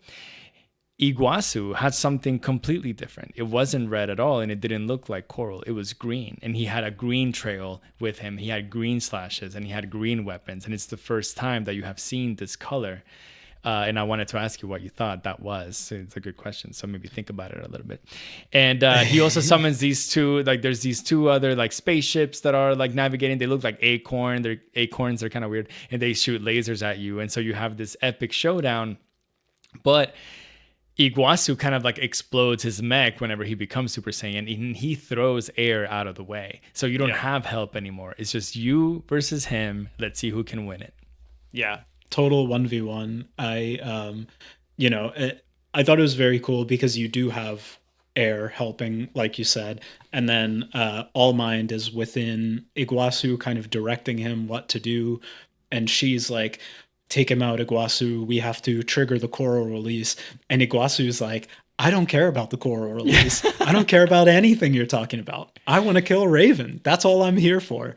And yeah, it is like a very cool moment where his rage builds to the point where it like explodes in this choral resonance that takes out All Mind, takes out Ayre. They're no longer in the fight. The autonomous weapons that they summoned are no longer in the fight. And it's just a 1v1. It's like, I am here because I hate you. I want to kill you. We are going to fight to the death right now. Like, whatever All Mind is doing doesn't even matter. It's you and me, bucko. Let's do it. And it's a very cool fight. Yeah. And, you mentioned how it kind of takes the like choral weapon effects that we've seen so far and modifies them to be green. I don't really know how to interpret that. My only interpretation is that like whatever's going on in Iguazu's brain or, his consciousness, whatever's happening at this point, just like resonates with the coral in such a way that it like kind of modifies its physical properties in some way. I don't really know. That's all I can really think about it. But yeah, it's a very cool fight. It's a very difficult fight because, in phase 1, you're fighting All Mind and 5 other mechs. And in phase 2, you're fighting Super Saiyan, Iguazu, and 2 autonomous sea spider weapons, which are really hard. And so, yeah, this fight took me a while and it was really difficult. But once you eventually defeat them, you see the true ending, because turns out we can just trigger the coral release anyway. We don't have to be dead to do it. We can just do it. We don't have to be dead. And I guess maybe that's something to do with All Mind knowing that, but wanting you to be dead and assimilated into her so that she controls everything. I think that's what it was. I mean, you're too powerful to kind of like leave you just I don't know, without control, especially like All Mind being like so controlling as she is. Like I think she just wants everyone to be under her spell or her control in general and her consciousness. So she's like, okay, I was clearly building all of these machines to do, or like, doing all these like encrypted mechs and building them so that they can do the job of like the coral release. But eventually, because you are stronger than everyone else, it's like, okay, never mind, I'm just going to use Raven instead. But it's like, okay, as soon as that happens, I need to kill him because I cannot control him, but it ended up happening anyways. And you see basically what ends up happening is a black hole forms in space where the vascular plant and all the coral was being released. And then it explodes and sends all of coral and all of the coral stream throughout the universe. And it's more than just an explosion, right? It's like the vascular plant itself, which is housing the coral, almost like collapses into a black hole and like sucks everything into it. And like you said, through, entering the wormhole, the black hole, it spreads coral everywhere. And you wake up in this kind of post-credit scene on this like water-filled world, which we haven't really seen. Mm-mm. Um, with all these other mechs that have like the red light of coral kind of in them, and you look up to the stars and you see the red of coral kind of radiating through all of the stars. So I don't, I'm not really sure how to interpret that. Is coral now like ingrained within humanity? Are humanity and coral kind of coexisting, or are we going to be in the same situation where coral is going to continue expanding now, not only through the solar system but through the entire universe? Like, what does that look like? I don't know. It's a cool ending because it seems like it's breaking a lot of the cycles that we set up kind of in the earlier playthroughs. It's kind of breaking a lot of the cycles in a way, but it left me with a lot of questions. Like, where do we go from here? It leaves you with a lot of questions. I think the way that I interpret it is that basically like the humanity consciousness and the coral consciousness has merged into a new kind of like humanity, a new race, if you want to call it that. But it's not really like a corporeal race at all. It's just a stream of life and consciousness that now can host any type of mech or any type of like body corporeal host, I guess, and you can kind of like take over whatever. I think it's really interesting that when you wake up not as like your mech, you just wake up as you in a mech, with Ayre still chatting you up, and oh my god, mommy, like I'm in a different body and you're still talking to me in my brain, like what are you doing? But I think that you have taken over the universe. Like you have achieved taking over the universe. The coral did spread everywhere, and all of the different brothers and sisters are waking up in different mech forms. And now, what are they going to do? I don't really know where they go from there. But everyone has awoken and everyone's alive, baby. And the game ends. The game ends kind of as it begins. The last thing you hear and the first thing you hear in the game is Ayre telling you, you wake up on this alien planet filled with water and filled with all these mechs. The game cuts to black and you hear what you hear at the very beginning of every single mission, which is initiating combat mode. And Yeah, it you're just right. tells you like, we're still going, baby. There's We're still still new going. adventures ahead of us. Like we're entering a new era, but guess what? We're still getting after it. We're still getting after it. Yee! So good. Ben, just quickly before we go into part two, what was your favorite ending and which one for you is the best ending? Yeah, I mean, I think I like the two kind of original endings. I think they're both cool in their own ways, but they feel very like incomplete to me. Like one of them is essentially continuing the cycle of what we've already been doing, which is where you side with Carla and Walter, you burn the coral, you scorch the solar system, and civilization in that solar system has to do like a reset, basically. Like everything just resets. Um, and that just feels like, yeah, we're doing what we've been doing. Nothing is really changing. And then when you side with Ayre and you preserve the coral, sort of the same thing is true. Like we're not killing all of humanity this time, but like we're not really accomplishing anything. We Yeah. have all of the coral. It is kind of safe. And Ayre is just kind of telling you like we're preserving the opportunity for humanity and coral to coexist. And it's like great, but like you said earlier, that's not going to happen because the coral's still here. The Yeah. corporations are going to come back. Like people are still interested in coral. It's like a civilization changing technology and fuel, basically. So yeah, I mean, I don't really have a lot of confidence that just by saving the coral, we're really changing things. Um, so both of those to me felt very just like kind of keeping things going the way they are. And yeah, the third one I think is the most transformative for sure, and it feels the most canon to me, I guess, where we're changing the system. We're not just kind of resetting things or keeping things the way they are. We're changing the inherently the system, I guess. So I guess that's the one I like the most. Yeah, I think yesterday Ben and I had a little bit of a conversation to just chat about how today was gonna go. And I told him, I was like, actually, I don't really understand the difference between the Ayre ending and the true ending.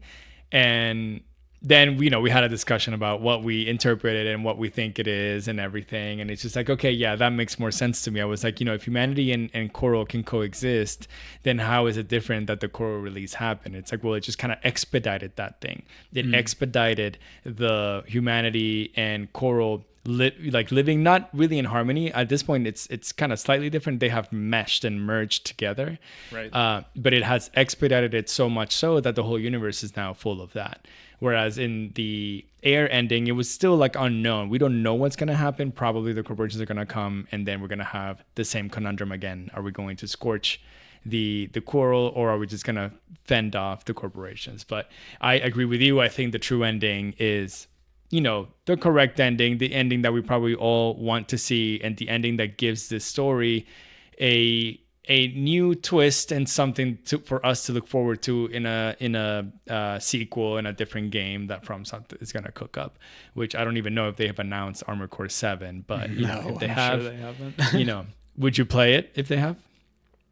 Probably, yeah.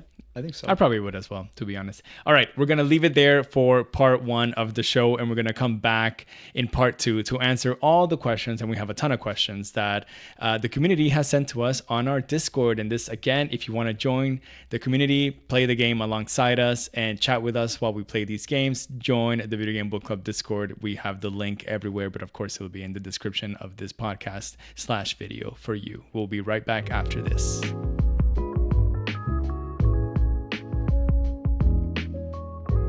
Welcome back to part 2 of Video Game Book Club, where we answer questions that you have sent to us on our Video Game Book Club Discord. Ben, since you picked the game, I will let myself go first and ask you the first question. Oh, okay.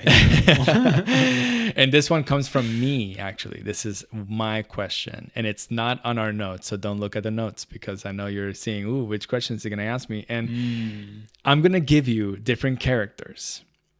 And I want you to give me your best impression of them while introducing Video Game Book Club. And everyone knows the phrase, welcome to Video Game Book Club, the show where we pick, we play, and we discuss a video game each and every month. That's it. That's all you're going to say. First, we're going to start off with the best boy, Rusty. Okay. Wow, this is incredible. All right. Welcome to Video Game Book Club, buddy. The show where we pick, we play, and we choose. I forget what it is. That's good. Wait, that's a 10. I'm going to give you a 9 out of 10 because, I'm sure you're going to cook with this one a little bit more. Give me Michigan. Welcome to Video Game Book Club, maggot. The show where we pick, we play, and we discuss a new game each and every month. That's really good. That's really good. All right. And now give me Ayre. Ayre. Oh, my God. Yeah. Raven. Welcome to Video Game Book Club. Isn't that so annoying, though? That's all every time Ayre talks to you. Raven. Raven. I was so hoping that you were going to say that. Yeah. She goes, Raven. And it's just like, oh my God, I've heard that so many times. Benjamin, well done. I think all your 3 impressions deserve a 10 out of 10. That was good. Okay, I'll give it over to you. Okay, well, now I need you to do Handler Walter. No, that was my question. Sorry, I already asked it. So. Okay, I see how it is. All right. Well, I will ask you our first question, first community question, that is, from Lurk to Nurk. Okay. And he asked, does Armored Core 6, this is a relevant question because I feel like neither of us, like we said, really have a lot of experience with mech media in general. Does Armored Core 6 make you want to consume more mech media? Okay, I have something to say. Okay. The mech media that I knew that existed. I don't know if you remember this, but I remember whenever we were probably in early college, there was this anime that had popped up, and it was of these girls that would transform into vehicles and jets and stuff like that. And wow. I was whoever knows what name of that anime it is, put it on the comments. I have no idea what it is. It was just clips that happened, and I was like, man, mech things are probably kind of weirdo, but no, Armored Core 6 has definitely changed my mind. I think it's really cool. Obviously, really good anime. Gundam is very popular. It's a Japanese like science fiction kind of anime, and I feel like I am super down to watch that, consume a little bit more of mech media, not like Transformers. Like I don't, Transformers doesn't really do anything for me, but maybe a little bit more like Japanese oriented would be a little bit cooler. Yeah. Yeah, I'd say so too. I mean, like I'm not going to be starting any mech animes. Like I just don't watch a lot of that type of stuff in general. But Sure. like, you know, you asked me earlier if a new Armored Core game was announced, would I play it? And yeah, I 100% would. Like it's a lot of fun. I don't know if I like Mech Gundam in general or if I just like the style that FromSoft approached it with. Sure. Um, but yeah, I mean, I think it was a really good like intro to the genre, and I could 100% see somebody with no experience with it coming in, playing this, liking it, and it being kind of a springboard into more of that stuff for sure. Well, then I'm gonna ask you the next question, which is a similar question from Sinew. Do you feel compelled to try old generation AC games? Mm, this is a good question, and honestly, my answer is no. Like, I Hmm. think I just like don't. I don't really go back in time like that a lot in general. I'm not the type of person that's like a big, you know, emulator person or like going back and playing old games. It's just not something I do super frequently. I have in the past. Um, but yeah, I mean, I think what I liked the most about this game is like you said, the fluidity of the controls and the graphics and the like quick responsiveness. And I don't know that I would get that in the older games. So I don't Sure. feel super compelled to go back and try them. But I'm interested to like learn more about the universe, I guess I would say. I I agree with you, to be honest. I feel like in another life I would love to do some retrospection and do a little bit of an Armor Core early game like Armor Core 1, 2, 3, and whatever, like and play them. But between you and I and everyone listening, I just feel like I would choose so many other franchises over this one Sure. to like do that retrospection and replay those like older games. And so this would kind of fall kind of down the ladder for me. And then it just something that it just wouldn't happen. I feel like compelled is like a good, like the way the question was worded with compelled, it's like, no, I'm not really compelled Mm. to do that. Again, like we mentioned, we have played the peak of mech games probably and the peak of Armored Core 6 games. So it's kind of hard to go from here to something worse. Or not, wait, not worse, not worse. From here to something from, previous game. I don't know. Yeah. Yeah. I love it. Okay.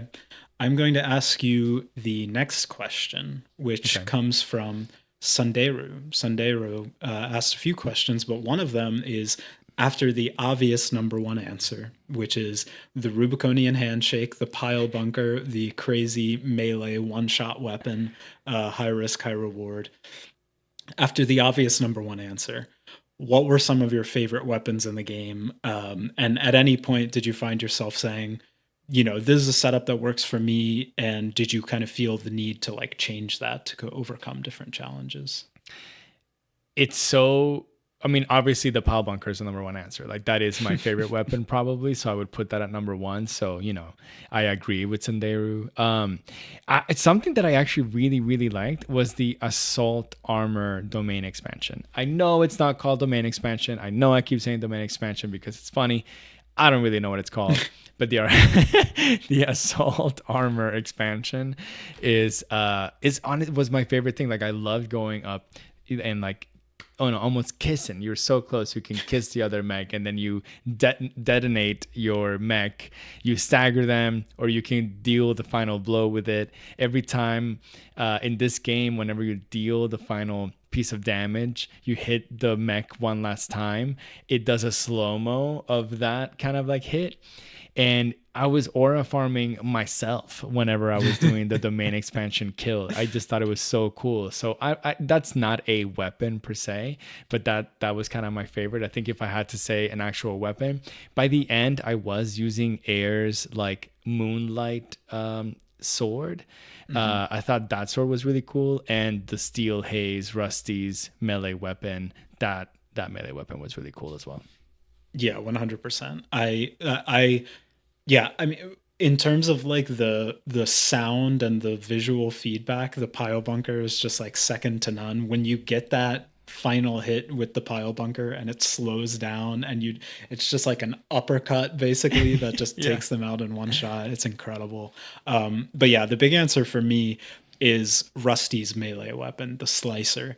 The second, I think I was streaming on our Twitch channel at this point. The first time I saw that weapon, Rusty basically breaks out like the Darth Maul lightsaber, essentially, where it's like two sides, this kind of two-sided laser weapon, and he's just spinning all over the place, like, and it hits like multiple melee attacks in a row and kind of keeps the enemy staggered. The first time I saw that melee weapon, I was like, I need that melee weapon. And like the whole game to me was basically just waiting until I unlocked it. And from the time I unlocked it, I don't think I unequipped it in my PvE playthrough. So love that. And then yeah, the second part of the question, I think we mostly already talked about. Like, yeah, I definitely felt once I found the setup that worked for me, I really stuck with it the whole time. And I was just kind of using it. I was super familiar with it. I knew what to expect. I knew how to approach every situation. And I was really just rolling with it. And there were a few kind of limited exceptions where like a smaller arena made me take off like a vertical launcher, for example, and sub in something else. But for the most part, yeah, just rolling through. Dude, I used to be terrified of Darth Maul. You mentioned Darth Maul, and then I just couldn't stop thinking about Darth Maul. My siblings had a mask, a Darth Maul mask, and they would put it on to scare me. And yeah, God, what a cool villain. I love Darth Maul. Actually, whenever I started New Game Plus, I was doing it on stream on Twitch, and I asked chat to give me what weapons I should use for this New Game Plus, and I changed all of my weapons, and I was going through the whole playthrough with new weapons. But to be honest, the setup didn't really change for me. It was always some sort of like machine gun on the right arm, a melee weapon on the left arm, some sort of lock-on missile on the right shoulder, and then let's say the fun unknown kind of crazy left shoulder. I would always change it to something fun like a Gatling gun, the pulse laser beam, or more missiles, or sometimes actually, how like in the ice worm fight you have to use that kind of, it's not a railgun, but it's a stun needle weapon. I use that stun needle in regular playthrough just for fun because it was nice. It's on there, so let's just use it. And it was actually really effective. It was really good at staggering people, and then you can just mow them down. So that was really what I was changing, but I didn't really feel the need to change, again, the body setup of my mech too much because, it just wasn't in there. All right, Benny, I have the next question. This question is actually a really, really important question, and I want both of us to say the answers at the same time to see if we agree. Wow. So Joe asks this question, and the question is fuck, marry, kill Carla, Handler Walter, and Ayre. And we're gonna start with the first one. Fuck. And at 1, 2, 3, I want you to say it at the same time as me. Okay. Or 3, 2, 1. We'll do it 3, 2, 1. So 3, 2, 1. Carla. Let's go, baby. Let's go. Yeah, of course. It makes sense. All right. We're going to go to the next one. Mary. 3, 2, 1. Handler Walter. No. You're going to marry Ayre? Are you joking? I mean, yeah. Why not? No, dude. Hell no. I would marry Handler Walter for sure. No way. Walter's just using you, man. Walter's using you for his own purposes. Are you joking? Ayre is using you. Ayre is using you 100%. You're right. All right, and then kill, of course. I would kill Ayre. Yeah, kill Ayre. Fuck it. Who cares? Yeah, Fire as a raven. Kill Walter. Sorry, Walter. No, sorry, dude, bud. Don't kill my man. Don't kill my boy. Incredible question from Joe. As Thank always. You, Joe. As always. I'll follow, just to follow that up with another Joe question. Who's the AC pilot you would most like to get a beer with? I mean, the thing is, we both have the same answer, which is Rusty, I'm sure. Yeah, that's the obvious one. Yeah, that's the obvious one. So just like Sundari, we have to give the number 2 answer with. Okay. And I think I would like to take Michigan out for a beer. I think I would go hang out with Michigan. I actually think that like people would have respect for him, and it would be fun. Like in Top Gun, you know, you go to that like volleyball bar, you know, go play some volleyball with Michigan, go drink a little bit of a beer. People are gonna like respect him, salute him, and say hell yeah, and he would be like, you know, stand down, maggot, and I would be really excited to hang out with Michigan. Yeah. I would say honestly, I would say the OG Raven, because I think they're, you know, we don't get to hear from them personally. We only hear from their handler. But I think it would be very cool because there's actually, as you play through the new game pluses, you realize there's more to the story of the original Raven, and it seems like Raven was on Rubicon and realized that the coral was surging again and growing again, and leaked to the corporations that this was happening, and is the direct reason that the corporations are now back here and why we're here. So the OG Raven is like the one that kicked this all off. So I want to get a beer with him and just find out what in the world is going on here. Ben, you love OG Raven. I didn't. You this passion that just came out of you. You would marry him for sure. Joe has one last question, which is: was there a moment that truly made you feel like John Armored Core? Honestly, it's like it's just all of chapter 3 or playthrough 3 to me. Like by that time in the game, you've totally upgraded all of your mech. You have a build that works for you. You know your weapons inside and out. You know how everything works. You know all the missions at this point, so you're kind of just flying through them. And I'm like putting yourself in the enemy's shoes during those missions where you see this mech come in and it just blazes through everything, takes out everything like in the blink of an eye, goes right to the boss, takes it out in a few hits, and flies away. And it's like, damn, okay, I get it. Like that's 621. That's Raven. That's how other baby. People in the game are seeing me as this like badass mercenary that's like unbeatable. So I would say, yeah, just that build up to like the final kind of playthrough when you're so locked in with everything and you're just blazing through everything. I definitely felt like John Armored Core. 100%. I agree with that sentiment, but just to say something a little bit different, I'm going to say that the moment that truly made me feel like John Armored Core was when I one-shotted Ibis, and it just made me feel so freaking good because everyone is like, good luck, good luck, good luck. And then I was like, oh shit, you know, and I was like, oh wait, I won. But then to kind of like give Joe a little bit of an extra tidbit to his question, the moment that didn't make me feel like John Armored Core was when I fought Ibis a second time, because I beat her the first time and I didn't get to even learn her patterns because I just reacted to everything and beat her. When I fought her again, I didn't really know how to play her. Oh no. I had no idea what to do against her because her fight was like so far back in my memory, and she cooked me up, bro. She cooked me up like 6 times or so, and I had to fight her. It really is. Like a 7th attempt, and I was like, damn it, I'm not John Armored Core, dude. Like I got built like that. You're not him, bro. I'm not built like that at all. You're not him. All right. After Joe's incredible questions, I'm gonna hit you with a real thinker here. Okay. Got a question from Dilly Pig, and Dilly Pig asks, New Game Plus has become commonplace for RPGs, usually with harder difficulties locked behind it. However, there's a growing number of games that use New Game Plus to hide story behind it, ranging from stuff like Nier Automata, which we played in the past, being completely different playthroughs and endings, to, you know, things like Silent Hill F having all the same gameplay, but different dialogue and endings. What are your thoughts on this trend of using New Game Plus to achieve quote-unquote true endings, and how well do you think Armored Core 6 used it in this instance? God, that is such a good question. I have so many different thoughts with it. Yeah. Let's start with our experience with Armored Core. Do I think that they used it efficiently? I'm going to say no. I think that them doing the true ending on New Game Plus would have been just as good as them doing it in New Game Plus Plus. I think doing New Game Plus was needed, though. Like, I do think that doing a second playthrough to do the true ending was 100% needed. But the question of was it efficient? No, because they added one more. You know, I think they could have done something that Nier Automata did, which was, they did it a little bit later. It was on their 4th and 5th ending. But but what they did was, okay, there's a obviously a really critical decision to make. Are we going to side with Ayre? Are we going to side with Handler Walter and Cinder Carla? I think they could have easily given us a reset of that decision and bring us back to the beginning of chapter 5 for you to experience that without having to do the first 4 chapters.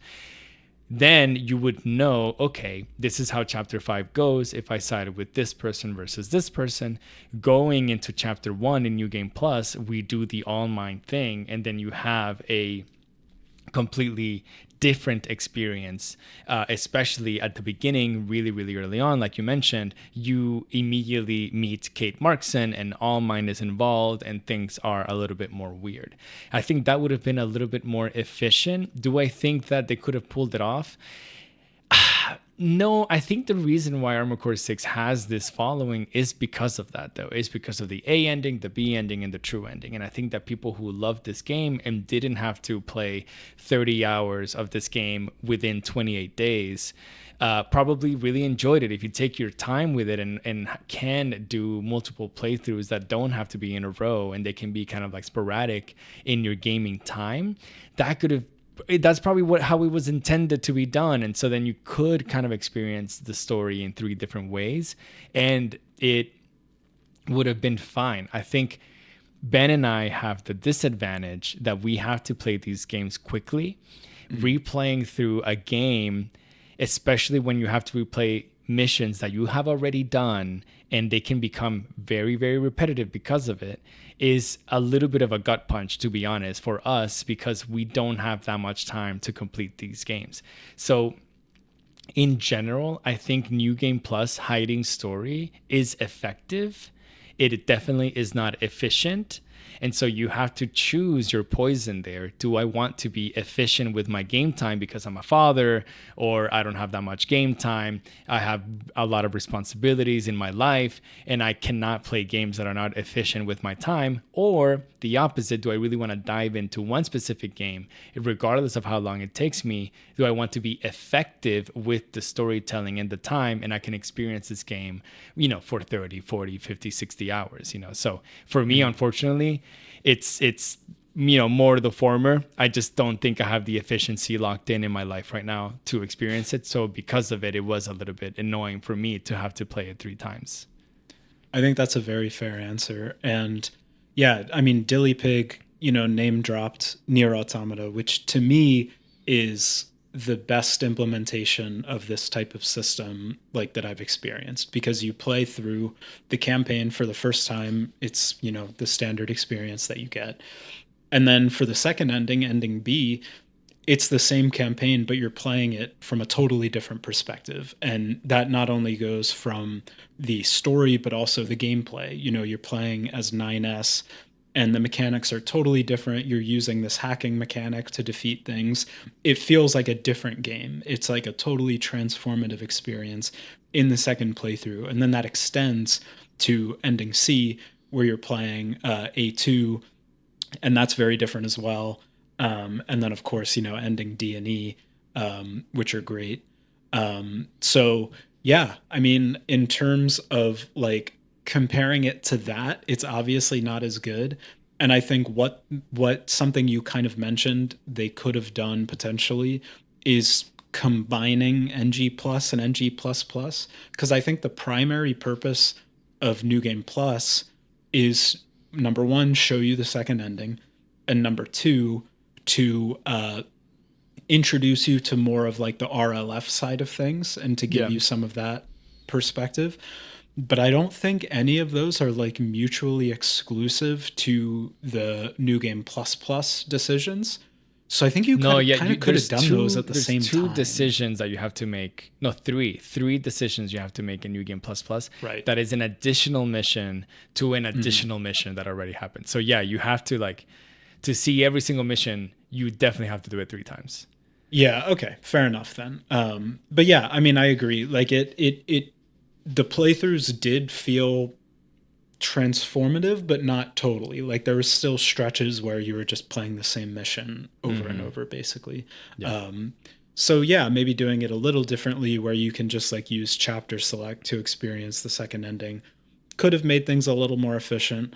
Um, for me, I have an interesting experience with this because in my New Game Plus Plus playthrough, so my third playthrough of the game, if you're keeping track at home, I played through roughly half of the campaign on my Steam Deck, and then I went to boot it up on my PC, and I discovered that my PC save was out of sync with my Steam Deck, and then No. my PC pushed the PC save file to the Steam cloud, which then got pulled to my Steam Deck and overwrote all of my New Game Plus Plus progress. So I had to essentially play the game 3.5 times because I Oh had to God. play the first half of New Game Plus Plus twice. And I have to tell you, like, we played the game 3 times. Having to replay that initial section, I almost quit. I was like, I really do not want to play these missions again. Yeah. Like, I Yeah. really, really do not. But I locked in. I got past it. I played my 3.5 playthroughs and I got to the ending. And yeah, I mean, overall, like, I appreciate both of the original endings and the true ending. So I'm not like upset about my experience with it for Yeah. sure. Yeah. And overall, I like what they did with it. So yeah, I guess that's my overall opinion. Yeah, I mean, let's talk a little bit about like, is the game worth it? I think so. Like, I think the game is worth it even on just the one campaign. Like, you don't Sure. have to do the true ending if you don't want to. The first campaign gives you a really, really good run and gun mech forward game that you can experience that is really, really, really feels good to play. Gives you a story that is interesting, that is easy to follow.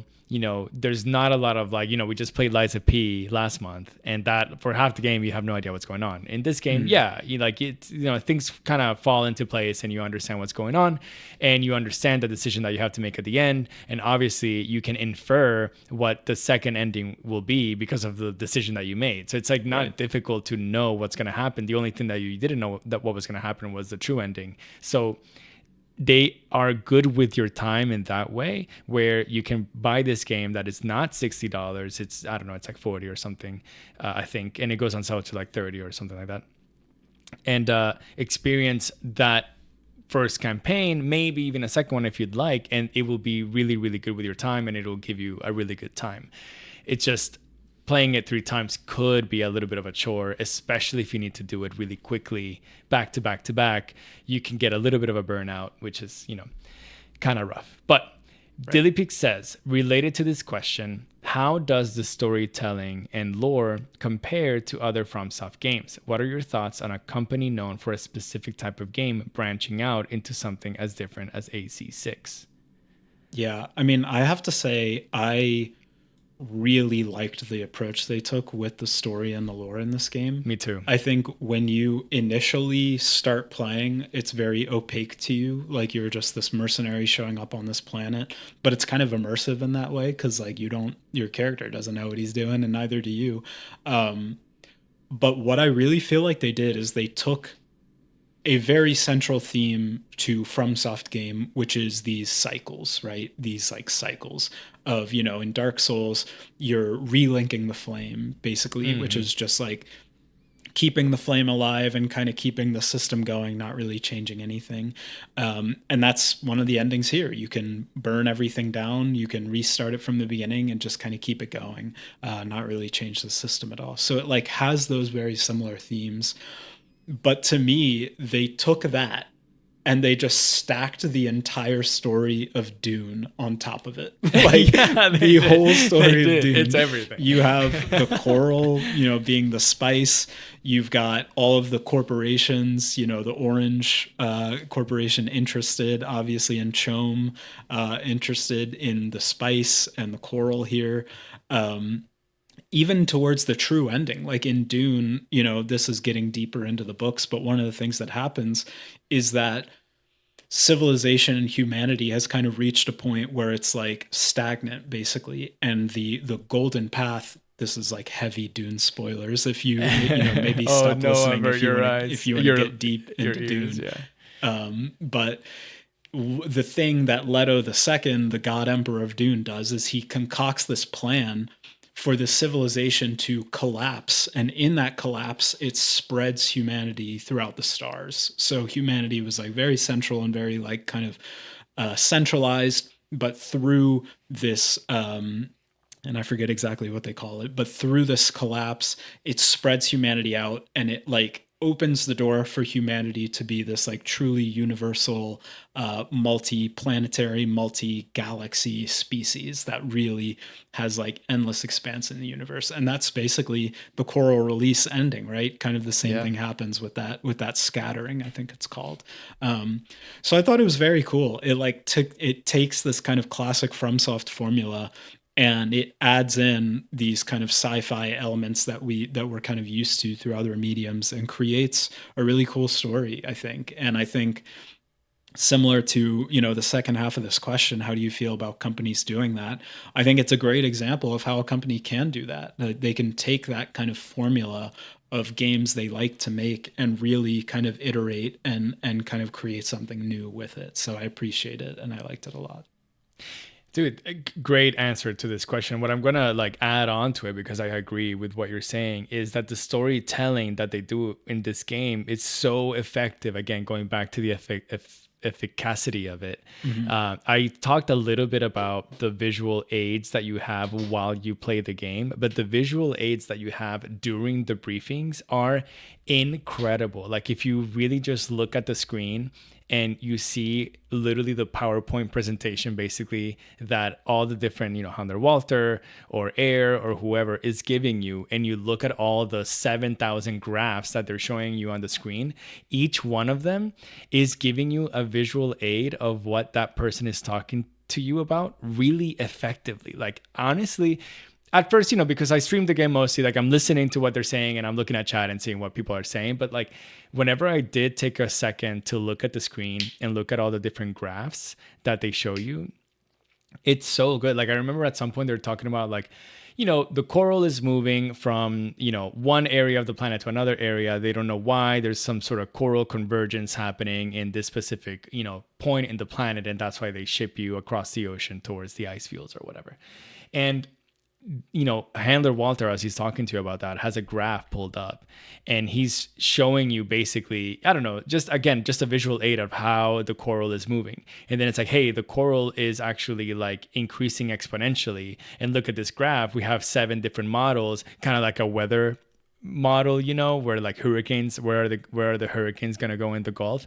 They basically had like, 7 different models. And then the average of all the models is like the line that is highlighted, and it shows, whoa, this is the growth. And it's like, oh, that's really cool. Like very effective, just visual aids and storytelling to make you feel very immersed in it. The other FromSoft games, the story is in the background and you don't really understand what's happening, but it's still very effective in showing you what the world is like and what your moment to moment kind of mission is. And I think both games are completely effective in it, except here the story is very easy to follow and you can get it. Whereas, Dark Souls, maybe you have to do a little bit of light reading to understand everything that you just did.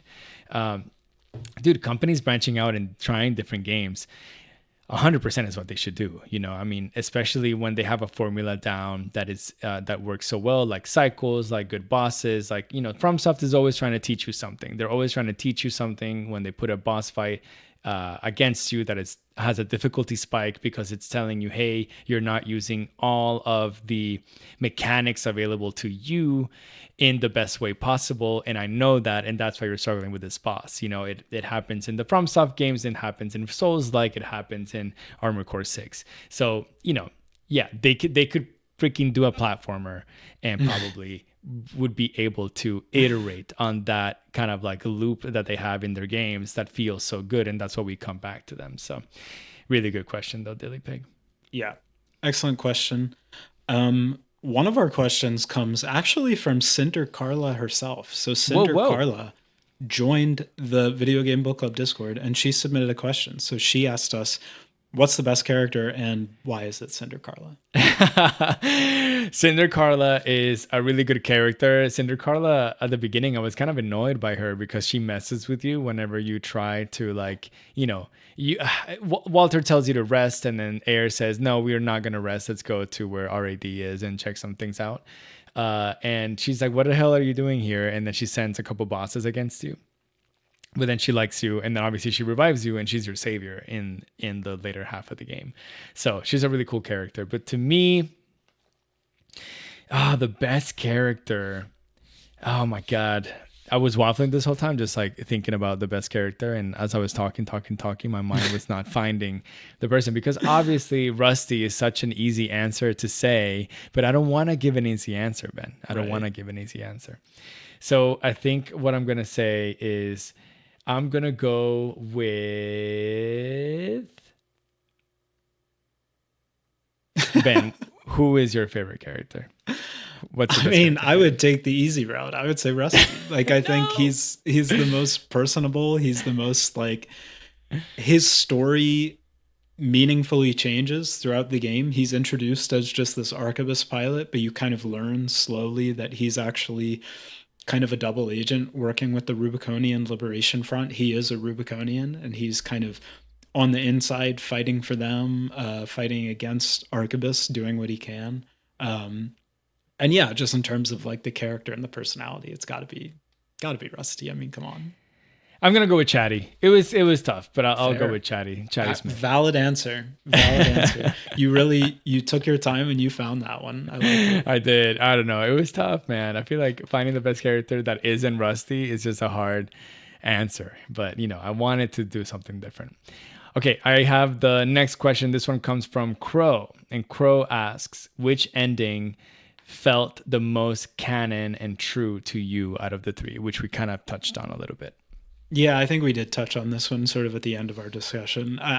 The true ending for me feels like the most canon. I think, like, if there were, I guess the way you have to think about this is like, where would a sequel to this game pick up from?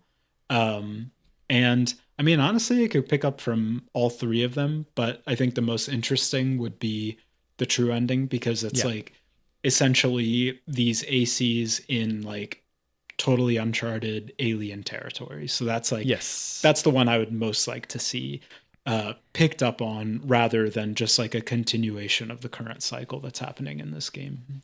100%, because if not, the game will be the same thing. I mean, sure, they can fabricate some sort of story of how it's going to go, but it's going to be as the same cycle. So yeah, that's a great answer to that question. Ben, I have a question. Why not? Let's do my question. So if the characters in the game were Power Rangers that needed to each take control of a different body part of your mech, like in the show, who would be where? And I'm gonna need you to give me 6 people total. We have head, torso, both arms, and both legs. Okay. This is a hard question. I'm going to start with the left arm because that feels the most obvious to me. I need Rusty on that. I need his spinny weapon. I need Rusty locked That's in. on the left arm, bro. What's that? Yeah, it is. That's on the left arm. That's what I said, his left arm. You said the right arm. Did I? I thought I said left arm. I think you're lying. We both agree. I think audience. I swear. Audience, I think I'm being gaslit. I need Rusty on my left arm, powering the melee weapon. 100%. I need his spinny blade. I need that thing locked in. The hardest one, I think, is the head. And the head, I would say Carla. Yeah, I guess Carla. Carla has like she's conniving, she's witty, she's smart. I think it's Carla in the head, I think. Yeah, that's fair. These are hard questions. No, we're doing it together. So Rusty on the left, Carla is the head. I think the torso has to be Michigan because of his heart, dude. He's just like, oh, that's so good. You're so right. Thanks. You're so right.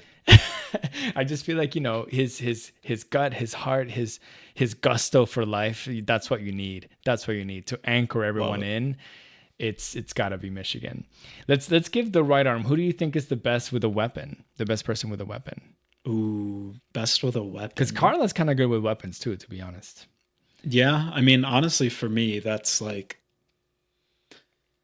I feel like I would give that to to either Ayre or All Mind. They kind of similar in that regard. They were just like cooking me up with the like slashing moonblade kind of weapons that you referenced earlier.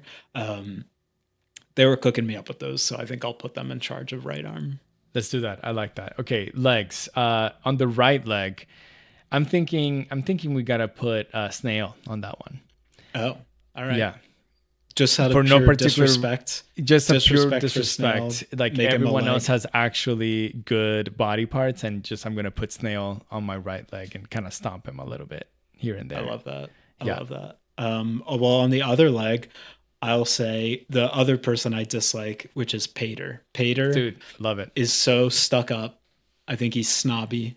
I don't like him. He's conniving. He's always trying to, every time you take out one of his teammates, he's always like, ooh, this could work out for me. Now I'm V3 Pater instead of V4. So that's a really funny one. So I'm going to stick Pater on a leg as well, just out of disrespect. I love it. I love it. You heard it here first. That's our Power Ranger. Yeah, I'm going to. So we have one more question that's kind of like a big picture question. We have two quick ones. So I'm going to knock out the two quick ones. Okay. Sinew has another question and asks, how did you feel about PvP overall from the limited sample you have? Dude, PvP is so much different than playing the actual game. It is a dance between you and another person. Mechs and the, like the computer controlled algorithmic mechs are stupid, and you can go out to their gut and to their face and like just deal a bunch of damage, but you can't do that against a person because they know to keep from a good distance from you. They know that like maybe you're baiting someone out with this or that, and then they can dash out of the way. I had no idea that this game had such a big PvP following and a big PvP kind of, I don't know, world in it. And it took me by surprise. It was really fun. I think that's why they have curated all of their weapons and put a lot of effort into balancing everything really well so that everything is viable. Because in PvP, as we mentioned in our tournament, we saw so many different play styles and we all beat each other in different ways. So honestly, PvP is really cool. I think if I had a lot more time and maybe even PvP was bigger, I would probably play more. Yeah, PvP cooked me. Like exactly like you said, one of the core components of my like PvE build, my normal campaign build, was the vertical missiles. I would fire up the vertical missiles and then kind of go and attack the enemy, make them dodge out of the way and use their enemy. And then the vertical missiles would kind of all drop on them at the same time. And then we went in PvP and we, during the AC tournament that we held, all the people who actually know PvP were just like, dude, those are useless. Like I'll literally just jump off the ground at the last second and those will be like, I'll totally neutralize one of your weapons. So yeah, it's such a meta. Like when I first learned that this game had PvP in it, kind of towards the beginning of my time, I said like, there are probably some sickos in this game that just concoct absolutely insane PvP, like ultra min-max builds. And I was right about that. There are people, we had Sinew, the person that asked this question, was the winner of our Armored Core tournament. And she made the rest of us look silly, basically. She had just like an ultra PvP kind of min-max optimized build, and it just totally cooked up the rest of us. It blew us all away. PvP in this game is a different animal, I would say. And the second of our quick questions comes from J2Ts, who says, how are you going to medically recover from the inevitable withdrawal from the pile bunker? I don't think I will ever recover, and I'm going to beg developers to please include the pile bunker in every single game. Give pile bunker, please. Please, can you do pile bunker, please? Honestly, like in Lies of P, if the pile bunker was one of the weapons that you could use, oh my god, I would 100% use that. So bad. That needs to be like one of the left arm, the Legion weapons in Lies of P. Yeah, just a mechanized spike that just a mechanized pile bunker. I think I'm gonna have to actually put myself into ACA, Armored Core Anonymous, Yeah. and kind of, talk about how it feels now that I've uninstalled the game, because I did uninstall it. It just takes too much of my gigabytes, Fair. of my SDD. Just tell them that I don't know how I can live without it. So yeah, hopefully they can help me. Yeah. Well, we will be supporting each other in our journey recovering from our pile bunker addiction. Thanks, bud. Most definitely. Appreciate you. Okay, the last question comes from Sunderu, and they ask, how much, if any, of the lore and plot did you pick up on during your time with the game? So much of it is easy to miss or skip. I'd like to know if you felt like you could follow the story, or did it just become noise in the action? Yeah, it's a great question. I thought that going into this game, I was worried because, this is Armored Core 6. There have been lots of Armored Core games before this. Yeah. I was worried that, like, coming in this later entrant in the series, that I would be missing out on so much lore and so much crazy stuff. And there is an element of that, but I think for the most part, they make it very approachable. And like you said, through like effective visual storytelling, through some of the visual elements, effective audio logs. It's not, they kind of do the thing where they bury some lore in like logs and item descriptions and stuff. But I felt like it was much more accessible in this game than some others, because there were like fewer instances of it, basically. So I did feel that it was like very approachable and very easy to pick up on. I think I had a pretty good overall idea of the story. And then, after finishing it, I kind of went back and watched more of like a lore explainer video and definitely picked up on some of the things like related to, the coral and consciousness and the history of Rubicon and the fires of Ibis and stuff like that. And that definitely helped like connect some of the pieces for me.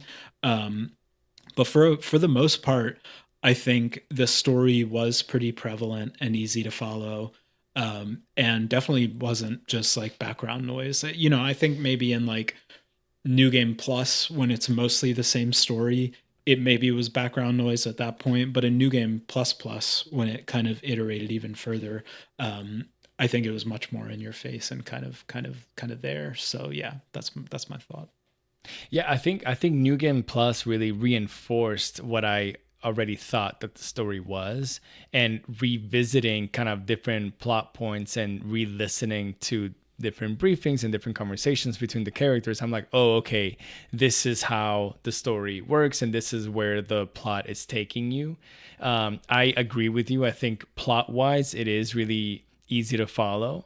I think lore-wise, not really, because again, there's not a ton.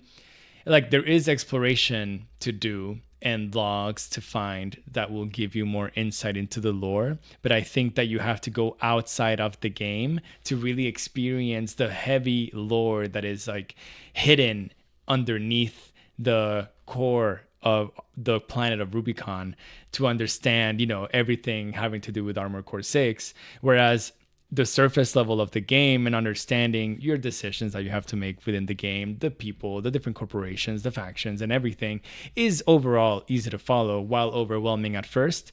Once you finish your first playthrough, you definitely got it going on really easily. But Benny, that is all the questions that we have from our listeners. Thank you so much to everyone for submitting your questions on the Discord. If you want to be a part of Video Game Book Club, if you want to play the game alongside us and you want to submit these questions, they can be as silly as Fuck, Marry, Kill, Carla, Handler, Walter, and Ayre, or as insightful as Zilly Pig and Sendero's questions. Then please, join the club, submit them, and hang out with us. So Benny, my question to you is, what are your final thoughts on Armored Core 6 Fires of Rubicon, and what are you grading this game in your book report? Man, final thoughts. I this game exceeded my expectations for sure. I think I went into it, like we said, not knowing a lot about it, knowing that it had kind of this cult following, but didn't get like super crazy great press and release and stuff like that. So yeah, it exceeded my expectations. I really enjoyed my time with it. I definitely had moments where I felt like it was slowing down for me, and I like wasn't able to I don't know, keep the momentum in different areas. Like having my progress reset in Act 3 was a total killer for me. It made me want to uninstall the game basically, but I'm glad I didn't because I like the true ending.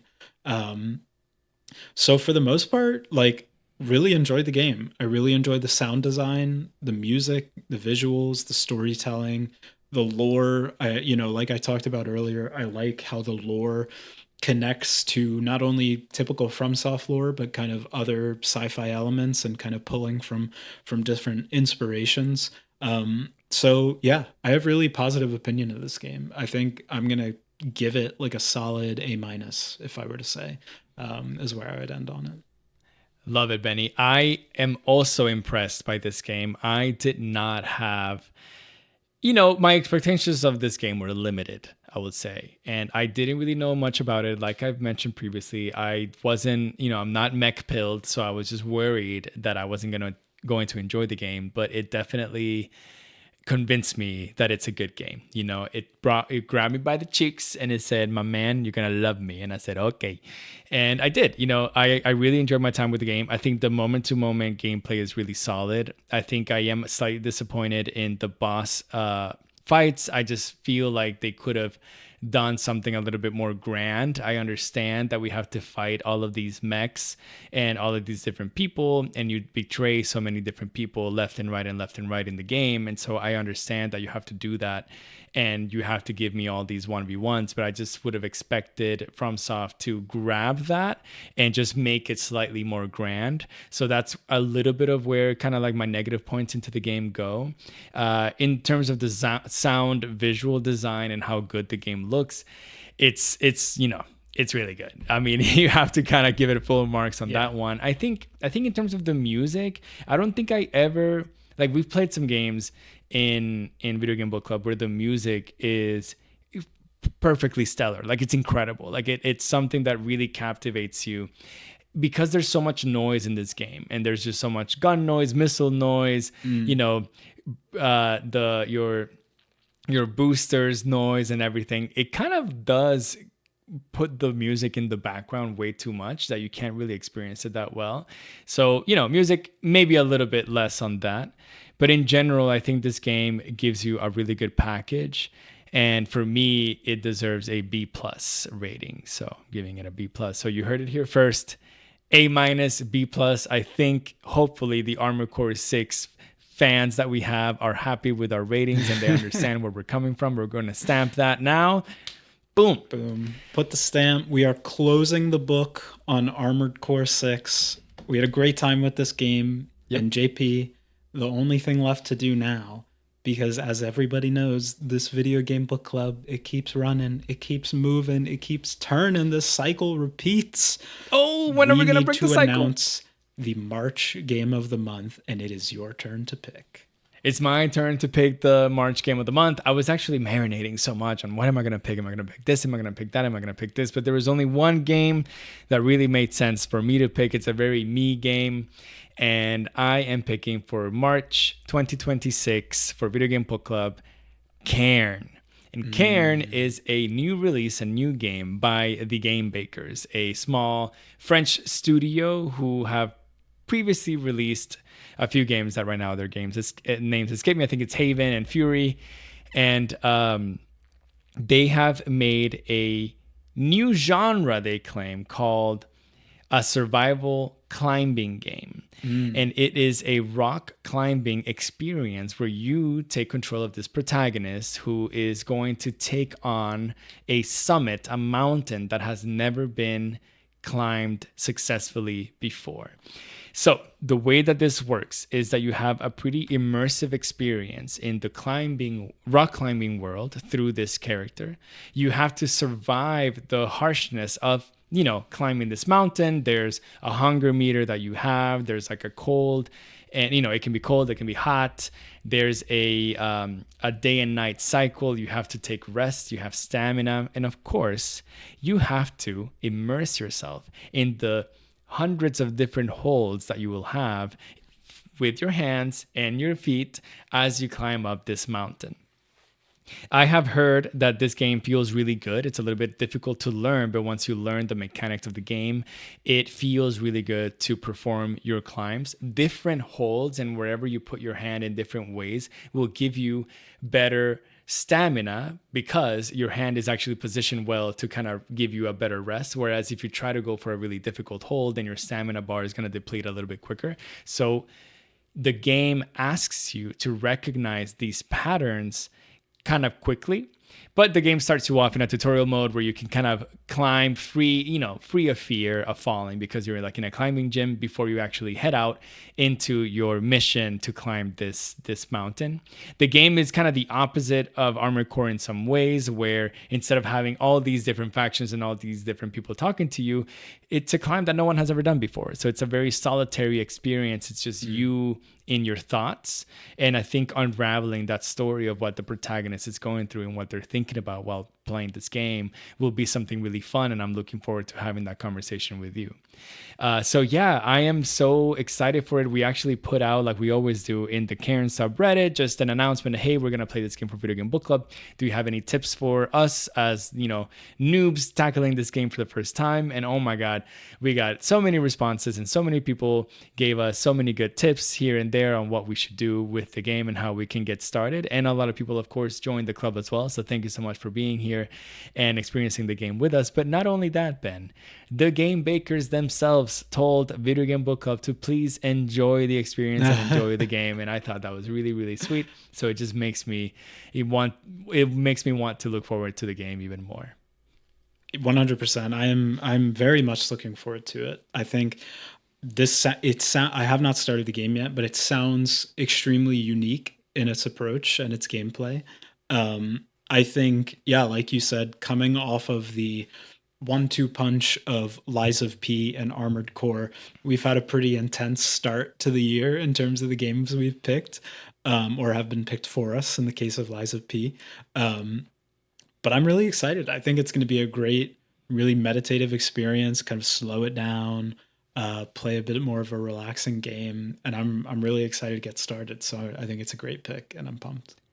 It's going to be good. There's also some challenges that you can do in this game. Ooh. And if you have seen the free solo documentary, there's a free solo mode in this game as well. And I have been told multiple times by the, fans of this game and the experts of Cairn that we definitely need to try that so that you can experience the fear or even a smidge of the fear of what it is to free solo something. So we're really looking forward to that.